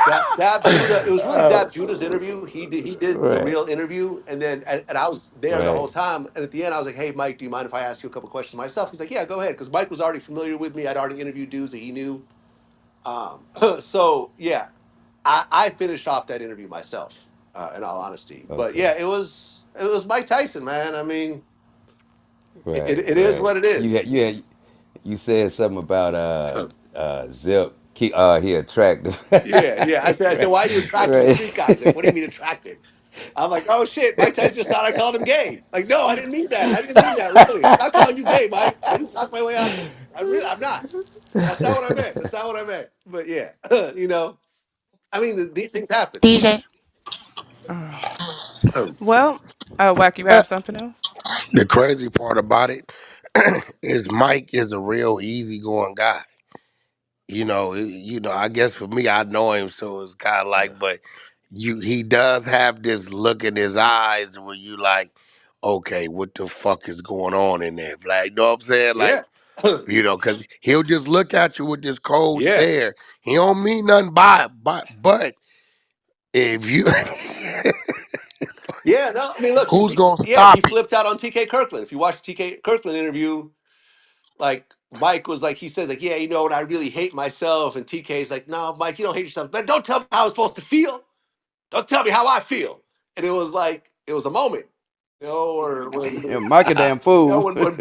when Bootsy Yeah. did the interview with Mike, and Mike started talking about his his gay comments, and I guess Oh yeah. Mike has a gay daughter, and he was kind of, he wasn't pressing Bootsy, but it was definitely tense. You see what I'm saying? So Mike, and here's the thing: like I remember when I interviewed Evander Holyfield, I was talking to him about this before the interview, and Evander was like, "Yeah, he's like, I don't know why Mike does that. Like, I think he messes with people sometimes just to do it." And Holyfield, who's beaten Mike both times, is like the exact opposite. When you sit down with Holyfield, it's a nice, polite, very well mannered man. Who is, you could ask him anything. He never gets upset. He never gets angry. He talks about his wins and his losses. Never talks bad about anybody, and you just realize here's two guys that are in very similar positions, but one is very different than the other.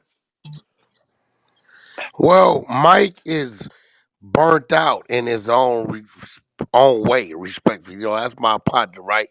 So it's kind of like he's like a moody guy, but he's cool.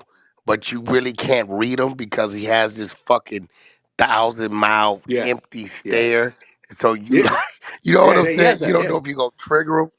Yeah. So it's kind of like, and then he'll just bust out laughing. Sometimes you be like, "Yo, what the fuck?" Okay, you know what I yeah, mean? yeah, man. So Blueface when he interviewed him, he said, "Hey man, if I start fighting this motherfucker, you better help me." Yeah. Oh, that shit wild. That dude But look, crazy. man, Vlad, Mhm. we appreciate you pulling up, bro. Appreciate you. Let me know when you need me Yeah, down there. Um, I mentioned to Adam. I said, man, Vlad might want to do us both sometime. You yeah, never know it. Never yeah, know, man. Of right? But let me know, man. Definitely gonna pull up. Appreciate you, course, man. man. Like I told you, Vlad, and I'm Vlad. Now let me ask you this Mhm. question, because I know everybody has this crazy perception of Clubhouse. I said, Vlad, The hunter side of Clubhouse is very disciplined, very respectful when we need to Yeah. be. Now, if somebody come over here with that bullshit, yeah, we can get on our bullshit. You've been in here for about 90 minutes. What's your feel of it, Hey man, Vlad? it's great. I guess I wasn't totally aware with how the moderation works and how of a more of a controlled environment it is. And I remember you mentioned that to me beforehand, and I'm like, all right, cool. I'm gonna take your word for it. And seeing how it works, I think that Clubhouse has sort of matured over time. And I guess unfortunately, when you see anything from Clubhouse start to trend or go viral, on other platforms like YouTube or Twitter, It's it's bullshit. always a bunch of crazy. It's like the craziest shit, like a bunch of people screaming at each other and anything else like that. So that kind of became to me. I thought that's what it always is and what it always kind of devolves into. But yeah, no, I've definitely learned this. Nah, they got the other side of it called the bloody bunch. You don't want to go over there. They hollering, they screaming, motherfuckers throwing glasses and shit, beating their kids in the background, Out of crazy. control. You don't never. You see anything say bloody bunch, you never want to go Yeah, over there. Do not touch over. Other than that, anytime you need anything ran or whatever, you got something you want to talk about. If you want to pop up, you see the way the environment is over here, where it always is on the 100 side of Clubhouse. Very disciplined. We saw all kind of people in there, fucking all kind of people from all sides, all parts of the world. So appreciate you pulling yeah. up, bro. It's love on a Sunday. I know you're a family man. You're not gonna have your wife putting me on the fucking hit list. Know what I'm saying? So, but let you go. Anybody else got any last thing to say to Vlad before he rolls? I I just just wanted want to to. tell him, Unc, like, he invited to the cookout as long as he don't get that girl fired from Princeton, man. Can he put on the record he's not getting that black woman fired from Princeton? Because I'm not even I feel doing that, like, man. I they was just want me to talking hold you shit. accountable, I'm Vlad. not calling Princeton. I'm not making no complaints. So I was Vlad just was Okay. trolling. bullshitting. Vlad was Oh, trolling. All I right. no, I was talking, Cool. man. Because they Listen, you wanted me to want to hold you talk your shit the to accountable. me? I'll bay. talk my shit back, and I knew it was gonna go viral and That's whatever right. else, man. I don't care about none of that. I'm not trying to get anyone fired from their That's job. right. It's what Salute. it is. Salute. Wack gonna Salute. teach Love. Vlad how to Thank troll. you. Wack teaching Vlad how to troll. Yeah, man. Hey Thank I you, Vlad, mean, if you man, want to Vlad. you're hear the a best, crash man. out, You're DJ just the let best, us Vlad. man. know. We'll crash out on the nigga. You hear that shit live, bro. It's Hey all Vlad, good. you got a Hey, lot of shit Vlad. to DJ go Hey, talk. They trying to cancel you on Twitter, It's bro. So all you good, gonna you got man. a lot of Y'all shit can on keep X to trying. go talk. You can keep trying. hey, Appreciate Vlad. that, Vlad. Hey, Vlad. Appreciate everything, Vlad. Hold on Hey, one. Hey, salute. Vlad. Hey, If you salute. could. Appreciate you, Salute, Vlad, Vlad. man. Salute Yeah. to y'all, Hey, man. All right, Vlad. y'all. Good Hold work, on once, Vlad. y'all. Hey, The Vlad. If top you right could. says leave quietly whenever you Oh want to shit. roll. DJ Vlad, we Salute Hey, to Yeah. Vlad. Vlad. appreciate you Vlad. Salute, coming Before you out. hit salute. it. Before you hit it, if you could go up top, click the 100 ENT show and follow the club. How do I do So if that? you ever pop back up, go up to the Okay. top. You see where it say 100 Yeah. ENT show. Just touch Okay. it and then join club. Join the. Okay. Join the All house. right. I Yep. just did. I So We you, appreciate you, bro. appreciate that. We appreciate you coming out today. Thank you all for showing up for the 100 ENT Show exclusive interview with Wack 100. Shout out to the Queen R&B, DJ Vlad. Vlad TV came through for us Yeah. today. We appreciate you. Shout out to everyone on stage, all the mods, everyone with the great questions, and we look forward to seeing you again. Yeah. Thank you 100 for having Show. me. One Peace. 100, man. 100. 100. Oh shit, Yeah. 100. y'all. 100. It's 100 side to no side. Shout out Wack for putting that together, man. Wack, another dope one, man. Another shit. Shout out. Yeah, that's That cool. was dope. I mean, Vlad one of the legends in this shit, so it was great for and y'all. he gave out It some freaky Shout out to hands. you, Wack. was Yo, Thank that great for shit was y'all you. to be dope, able to man. That ask him shit was dope. questions and get it from him direct. Yeah, we appreciate that shit. No bullshit.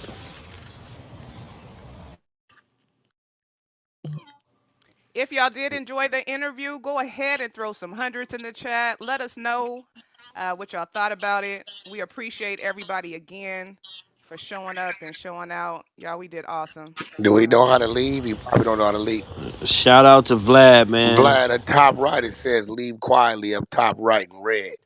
You hit that, then it'll let you leave the room. He probably slid out. Yo, so, You know how you slide the screen up to close it? He probably closed it and oh, then okay. it still showed the profile. Yeah, it looked Got you. like Well, he tried fuck to it. It's end it. all right. I ain't tripping it. So, look, y'all definitely did a great job. There's a few people got Was on my stage. I didn't know who them niggas was. I was on high security. Then a motherfucker whack. I kept shooting motherfuckers off the stage. If you Yeah, got I shot, was I just did it like, too. it T, was a cuz you got dropped, I dropped you. Cause we beams were getting a little loose. I ain't gonna lie, team. When we hit a controlled environment, I know people come in with beams. We trying to control this shit though. Regardless, I know you guys are admins and shit like that, but I we just got wasn't to. tripping Yeah, at T Cuz they yeah. held in the I room, get, so I I'm not get never that. tripping. But it was a few Goddamn people. beast, bro. It was a few Yo, people that I was I hit their profile. I didn't know who the fuck these motherfuckers were. One Yep. motherfucker, what's that nigga from Miami I packed up? The old ass rapper. And the one page, Trick Daddy. No. one other motherfucker was all Nipsey Hustle. I didn't follow none of them. I said, oh no. So you motherfuckers with these beans with your long lost friends, don't fuck around because next time I'm going to start dropping the whole stage. Cause it gotta be one of y'all motherfuckers with these yeah. beans, with these long lost friends trying to be something you ain't, and all you did was end up looking crazy. Cause I'm going through all profiles.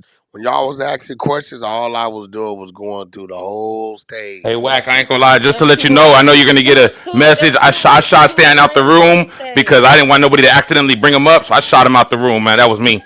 Man, Yeah, Stan so motherfucking yeah. stupid. I shot him Oh, out I the Yo, room. shot I'm him standing too. on that. I shot him out. Stan don't realize, right? Like, yo, bro, every space ain't for the clown shit. You know what this nigga text me?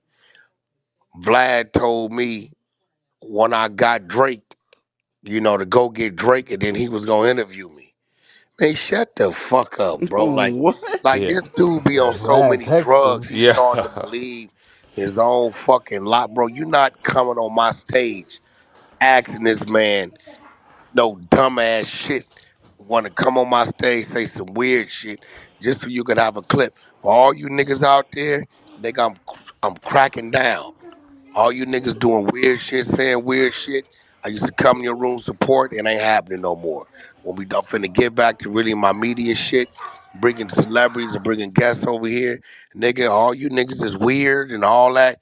We ain't doing none of that. I ain't giving you no more free content.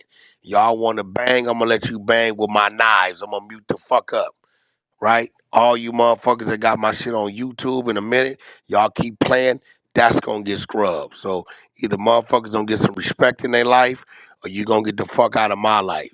So Stan, no, nigga, you're not coming on my floor doing no bozo the clown shit. Know where the fuck you at. I can't trust that no stupid shit gonna come out of your mouth like, yeah, Vlad, last we talked, you told me go get Drake and me and you could do some business. The nigga sends me a picture of him and Drake. Look like Drake was about 17 years old, bro. So now he's painting the Stan picture. G was What? 41 years old when he took that He's 35 picture. years painting the ago. Stan picture. G was 41 at that time he took that picture. He's painting the picture that 12 years ago, Vlad told him, if you could go get Drake, then me and you could do some business. And you really think you're going to come on my floor and say some dumbass shit like that? Bro, if you haven't noticed, we're the most disciplined side of the app, the most structured side of the app. Nigga, depending on how you act, depending on if you're gonna come on my stage. That's why I wasn't bringing Epic ass up because Epic could come off the fucking mic and say some weird ass shit. Doubles, I don't know. I seen 8 doubles. I didn't trust none of them. Whack, me neither. Me So neither. I Until don't I, know. I don't know who. Hey, Nah, I Wack, ain't it's gonna only lie, one, Wack. They I brought up double, Nah, bro. It was about 4, 5 of I them only brought motherfuckers. up they one. stealing my name, Unc. there They was trying like to 8 of them in the chat, and I ain't gonna lie, I didn't trust any one of them. That's why I was looking for. I Definitely didn't trust. I was. didn't trust. Yeah, I was. That's why I was like, yo, what doubles is the motherfucking doubles? You mine know is what I'm caps saying? lock, Unc. So yeah, I Oh, didn't why see did I that. get shot? Who get shot? I don't know. Me. I didn't even know you were probably because you got this Ashley shit I brought going up. on. I brought you I up. know, but if Yeah. somebody shot me. Vlad just Epic, got up out of epic, here. epic. We gonna leave you. We gonna bring you on stage now. Epic, you could be up here now, but to him. at all. No, I didn't even know that guy like that. we So my Naughty, you we ain't the We only was one. gonna I make Okay, got sure, I girl. y'all. got we I'm not didn't make doing plenty that. sure. They exes. already But know hold that. on, We hold was on. just Hey yo, asking. We was team, trying to ask you. team. Hey, You got hold on one mic, one mic. Hey, hold team. I don't know on. why Naughty got shot. Yeah, you guys asking the same questions, but that's the only thing I gotta say. If you guys gonna Yeah, be in the who's that, interview, bro? Yeah, don't, yeah, don't ask the don't. same question, Y'all man. need Keep to that write Nah, the shit. no. What questions happened down in a was, Y'all let notepad. him talk. what happened was you get niggas showing up. You show up late, don't ask no questions. Straight up. If you ain't here at the start of the room, don't ask no fucking questions, bro. Because you'll bring your dumb ass in here and ask a question that niggas didn't ask 40 minutes ago. So I stayed on mute. 'Cause I'm like, I don't know what questions was asked. Yep. Yeah, so in I got motherfucker, kicked too, but it's all good. who got kicked?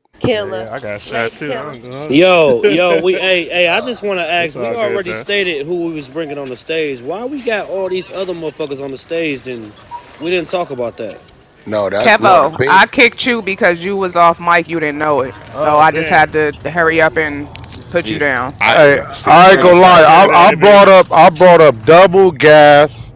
Uh, I brought up You double gotta watch gas. that nigga Gas, bro. Gas with that Phoenix Oh shit. I don't shit. know what that nigga on, bro. Okay, hold Then, on. We had three and men. I brought up Kevo. I brought up How do Kobe, y'all Kevo, people gas, and making what's his name? motherfucking Hello, decisions Dreas. when Thank And me you. y'all pit. wasn't And there me for the pit. decisions? I'm a little confuzzled, but I'm gonna finish my drink because I feel like I'm gonna say some shit that's gonna be fucked What up. happened? No, it ain't. Nah, What say that happened? shit, Dreas. Say that I'm just shit. trying to figure See, I'm out. gonna tell you what happened. I'm gonna tell you what Speak. happens, Dreas. Let me tell you what happens. You got control beings, right? As soon as one of your control beings get a friend of being, they don't know the structure. Cause by the time I came in the room, it was already too many unnecessary beings. But I'm not trying to Yikes. shake my fucking floor, right? So this is why I said 3 rows of beans. Cause at that point, soon as I see another one, I'm gonna start clearing the rows. I know the first row ain't gonna do it. So it's going to probably be that second or third row. And this is why you can't give everybody a fucking bean. Because they want to look up and say, my homeboy and this, and it ain't the fuck that. You or them ain't bigger than the program. Period. Hey, that's a fact. That's a fact. Oh yeah, I understood why I got Gas, I shot. told Oh Gas. no, y'all! Can you say that again, Wack? Because every time I say something to keep motherfuckers in line, it's always an issue, and they always do the opposite, and they That's a wonder fact. why. Well, that's because you done got nice. When you wasn't nice and you pushed your line, you didn't have them problems.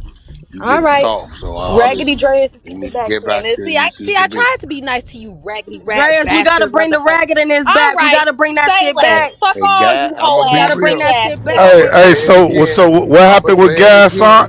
bro. I don't listen. I don't know what guys got going on with Phoenix J, bro. You know how we get out, Pitbull. You know that nigga know what's going on. He gonna have to make a decision. Cause this is a bitch that I had to stop from disrespecting him. How they got to where they got to, I don't know. But the bitch Tessie, she constantly Mm. said got a back door over here, and that's the only motherfucker that's beating off freeways and then went somewhere else with whatever they doing. So Hey, I don't know. gas, He what's want, going on, bro? yeah, he gonna have to make a decision because we ain't Let gonna me trust him. call him. Shit, nothing. Shit, I'm Oh, right there here, you bro. go. Hey, so you fucking with Phoenix, bro? You know Phoenix Nah, ain't. man, what you mean Well, fucking with Phoenix, nigga? Ankh Bro, right we there, we tell bro. you what it is, bro. Like niggas ain't playing. She constantly saying she got a back door. You the only motherfucker she. Man, how am I the back door? I don't even be on here. Okay, I'm let me fucking. give it to you. When that bitch first came to the room in the beehive, when everybody was looking for her, she popped up on the burner. It was your burner. Shocked the shit out of the whole stage. Stage, am I lying? We like, what the fuck is she doing on gas burner? Right? Nobody even knew back then y'all was moving like that. Rewind. I had to stop Phoenix from calling you out your name 19 different ways. And from somewhere in there, when we got rid of the bitch, y'all clicked up. Cool. That's cool. And that's your right. But I played in some of this shit just like the penitentiary, my nigga. Right? If you standing over there, when the yard move, you gonna get moved on. So I don't know what you doing with that. But she constantly screaming. She got a back door. And in a minute, the bitch gonna screenshot every time y'all call and text each other. Any day now, it's gonna pop up. And when it pop up, right? I don't want to hear, but homie, nah, nigga, I told you. You don't want to listen. So it's Ain't either nothing gonna pop up, man. She know I'm all right, married, all that, bro. Ain't nothing gonna pop up, bro. Ain't nothing going, Mary, going bro. I on. don't give a fuck about your I'm saying, but as personal far as on the shit. app, as far as backdoor the app, I mean the app, you know what I'm saying? I'm not Okay, tripping off of being famous on the app or nothing like that, bro. Like, what that got to do with it, bro? We tripping about because I anything. respect you, because I respect you as an Okay, all individual, right. bro. You know what I'm saying? So you know what I'm saying? I respect So you as let me Wack. ask you You say something. some Let me different see if shit, you bro. gonna keep it real. So you Go ahead. saying in the last week you ain't heard from Phoenix? What should I have? That's to let you know That's I ain't lying. okay. What that That's mean? the I'm saying that's that not on the app though. You yo know what I'm yo saying? yo, but you ain't on this yo gas on some real shit. I know you just had a surgery and all that, so I'm gonna slow down, right? Hey, dog, it's a green light with that bitch. What the fuck you telling me right now? Oh, Paruto, nigga. Now fuck this app. I'm letting you know it's on with that bitch, nigga. All the way on with it. So stand with that bitch then, nigga. Yeah. Keep that flag out your mouth. Don't blood me. Don't Damu me. None of that. Stand with that bitch, nigga. Why Fuck are is you you talking saying about? that? Cause Why you you going fake there with ass. me, Cause bro? I told you Time out. Hey, it's on with time that out. bitch. Hey, And if you standing with that man. bitch, and if you standing with it when we You catch her, got my we phone number. You could you have called down me and too. told me down on the phone. What? You could have called and told me down on the phone. I didn't know it was Nah, that nigga, serious. you know though. I haven't been Everybody on the app know. like that, bro. I haven't been on the app like that, bro. So keep You doing already what you sound. doing. But don't expect me to have any amnesty or hesitation, bro. I'll fall back, man. You could have called me with that, bro. Man, but guess what? Hold on. Why didn't she tell you? Uh-oh. She told me that you was mad as fucking her, bro. I didn't hear like little Mad clips as on YouTube and shit. nigga Like yeah, on yeah, I know. everything this red flag stand for, nigga. It's all the way there. All the But you way. telling me not to dress you a certain way. I don't have nothing. I stay out It's y'all all the business, way bro. there. But listen, stand with her. This why I don't trust you. What you mean? I'm not Cause standing with nothing, bro. the Bro, bitch bro. just told you If you what wanna, it hey, bro, if was, you wanna make me and pick you a choice, bro, I just cupcaking on the jack man, with the bitch. cupcaking about what? What are you talking Soon about? as She can the call me when I hear. motherfucker, soon as I hear is it's on with Pit Bull, nigga, everything over there is erased automatically. Ain't no you calling me. Ain't no we cool. Like I said, Wack, I didn't If know it was Wack that acting serious. like that with you, I just Wack try told to you I didn't line know it was your that. ass up. I didn't know it was that serious, Wack. And if I'm I telling you that, know, you gotta I know, respect that. I didn't because know it you was that know serious. why? But you're You telling know me now, why? right? You're telling me now. Cause your mind ain't where it's Cause supposed I to ain't been on be. the app like that, bro. Nah, I ain't been your on the app, mind ain't man. where it's supposed to be, bro. My mind Your is where it's mind, supposed to be on your my mind. family and my wife and my kids, bro. Okay, Whose so mind is that? watch this. Let me tell you why your mind ain't where it's supposed to be. The minute the bitch mentioned me that it was a problem, my phone ain't rung, homie. You know what that tell me? What you think that's gonna tell me? Tell you She what, I mentioned call me to you and said it was a problem. My phone man, ain't rung. me and you talk about real shit. I didn't know that shit was real. That was y'all business. Huh? What you You call but me when my you need to phone talk to ain't me. rung no Hey, but gas. look, Wack, you call me when you need to talk to me, and I But call did you when you I need to tell a talk to you, bitch, bro. hey bitch, don't mention the homie to me? Think not. Man, hell yeah, what you talking about? I said, leave me out that shit. I ain't in that shit. You can ask her that, bro. Come on, bro. Ask her that. Ask her that. Now that's one thing you can't ask her. Like, Okay. gas Well said, you leave him got out it. that shit. That ain't my business. That ain't my You got it. business. You got it. Well, like I said, that's why Pitbull wanna know. Pitbull, that's I'm why I don't not trust the picking nigga right there. Whack. You don't trust me because of I that, Oh Wack. got. no, You I know, pick treat me. Hey, sides. See Gas, what? you got to I see what pick he's saying sides. though, Gas. Yeah, like that. Either, yeah, either you fucking with us, Gas, or you fucking with Phoenix, bro. That's it. There ain't no in That's between. basically what he's saying, bro. You know what I'm That's saying? it. I know you ain't been on the That app, bro. You ain't been on the app. You just got out of the surgery. bitch called him to check trap. Hey, bro, look. That's what she was I'm, doing. She I'm, was I'm checking beefing trap. with her, bro. So it's either you fucking with her or you fucking with us, bro. That's all that it is. That's all, bro. That's it. It's that simple. It's all good, man. I'm saying I hit your phone whack, but yeah, it's all good. I didn't know it was that serious though. I hit your phone. I'm saying I'll be Nah, trying to you avoid ain't you gotta off hit the my clubhouse. phone. Do what you do, bro. I ain't tripping.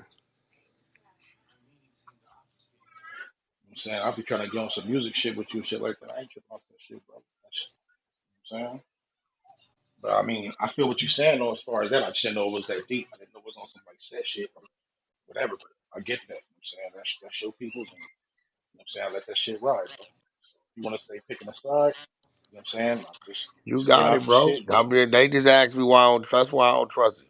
Cause the bitch kept steady claiming she got a back door. You the only nigga over here she called on the phone. The only nigga she did call 900 bitches, and all of a sudden it's cool. I got to look at that, and it might be a back door. Gas, are you and Phoenix best friends now, bro? nah, man, what are you talking about, bro? Nah, Hey, I'm man. just asking, man. I That's got too honest. much. I got too much going on in my own private world. I'm saying we just chop it up on some tree shit, whatever. And I ain't been mad, but she, you know what I'm saying, she was cool. But only was cool because you know Wack made us cool. But I ain't, No, I you know ain't what I'm made saying, I y'all ain't liking on shit. her. I didn't make y'all shit. I told her stop disrespecting you. You took them other steps. Go act didn't make y'all. I had no idea you niggas had motherfucking freeway meetups and all kind of shit. Ain't no Nigga, freeway meetup. She got some tree for me one time, it bro. don't even That's it. matter, nigga. You gave her your location. Listen, you gave her your location, all that. You ain't tell nobody, nigga. You moving so goofy. You ain't know if the bitch was trying to line you to even check in and be like, yo, whack, whoopty whoopty boy. I might would have told you, my nigga, you don't want to do that. The bitch this, the bitch that. You, nigga. Everybody ain't for everything. You chose to do that, bro. I ain't direct you to go that far with that. I ain't getting lined up. Yeah, okay. Yeah, I wish you could tell that to some of them motherfuckers that down there being fertilizer. I got you. You So, think gas, if she would have stripped your ass and lined you up, what you Man, would man, have did then? It's I'm back talking to door Wack, season, man. I ain't, nigga. nigga, I don't even know who you is, nah, I'm nigga. yeah. just asking the question, dog. Man, I What if don't she care would about your have this questions, guap, nigga. nigga? What if she would have I don't stripped care, you? nigga. I'm not answering your Turn question. I'm your talking to ass to Wack, some nigga. I'm talking motherfucking to Wack soul That's just 100. food, real nigga. shit, bro. What if It's she would have real I stripped don't shit. care you? what you asked me, nigga. Why you didn't answer no questions yesterday when I was checking your ass, bro? Get You out of said here, nigga. what? What you Nigga, talking I'm about, asking nigga? you a motherfucking question. You getting in Man, your I don't care feelings. what you asking, bro. You ain't gonna get it, nigga. You want to get it, come get it in person, nigga. Hey, nigga, you know I ain't scared to do that. Bro, I know you say motherfucker you just ain't, trying but to nigga, save you know, you, say come get bro. it in person, nigga. Gas, you don't want to And do that, I already gang. told Wack I'll talk to him, man, and You shit. don't want I'm to do done that, with it, bro. I'm gas. out of it. So you can't Lay tell me what I back, don't want to do. gang. You Let do what you hey, do, let All the right, nigga. nigga I'll be call you when I come to fertilizer. Cali. Everybody in Do what trouble. you do. You do what you do, nigga. They said I got a heart problem too, so I guess it's two motherfuckers with heart problems that's gonna be boxing it out then. Hey, whatever you say, man, it's gonna be some blood shit going on out here, bro. Man, Trust hey, me, nigga. whatever Better you think watch you out. about, You better watch out. Guapi gonna have Phoenix with him.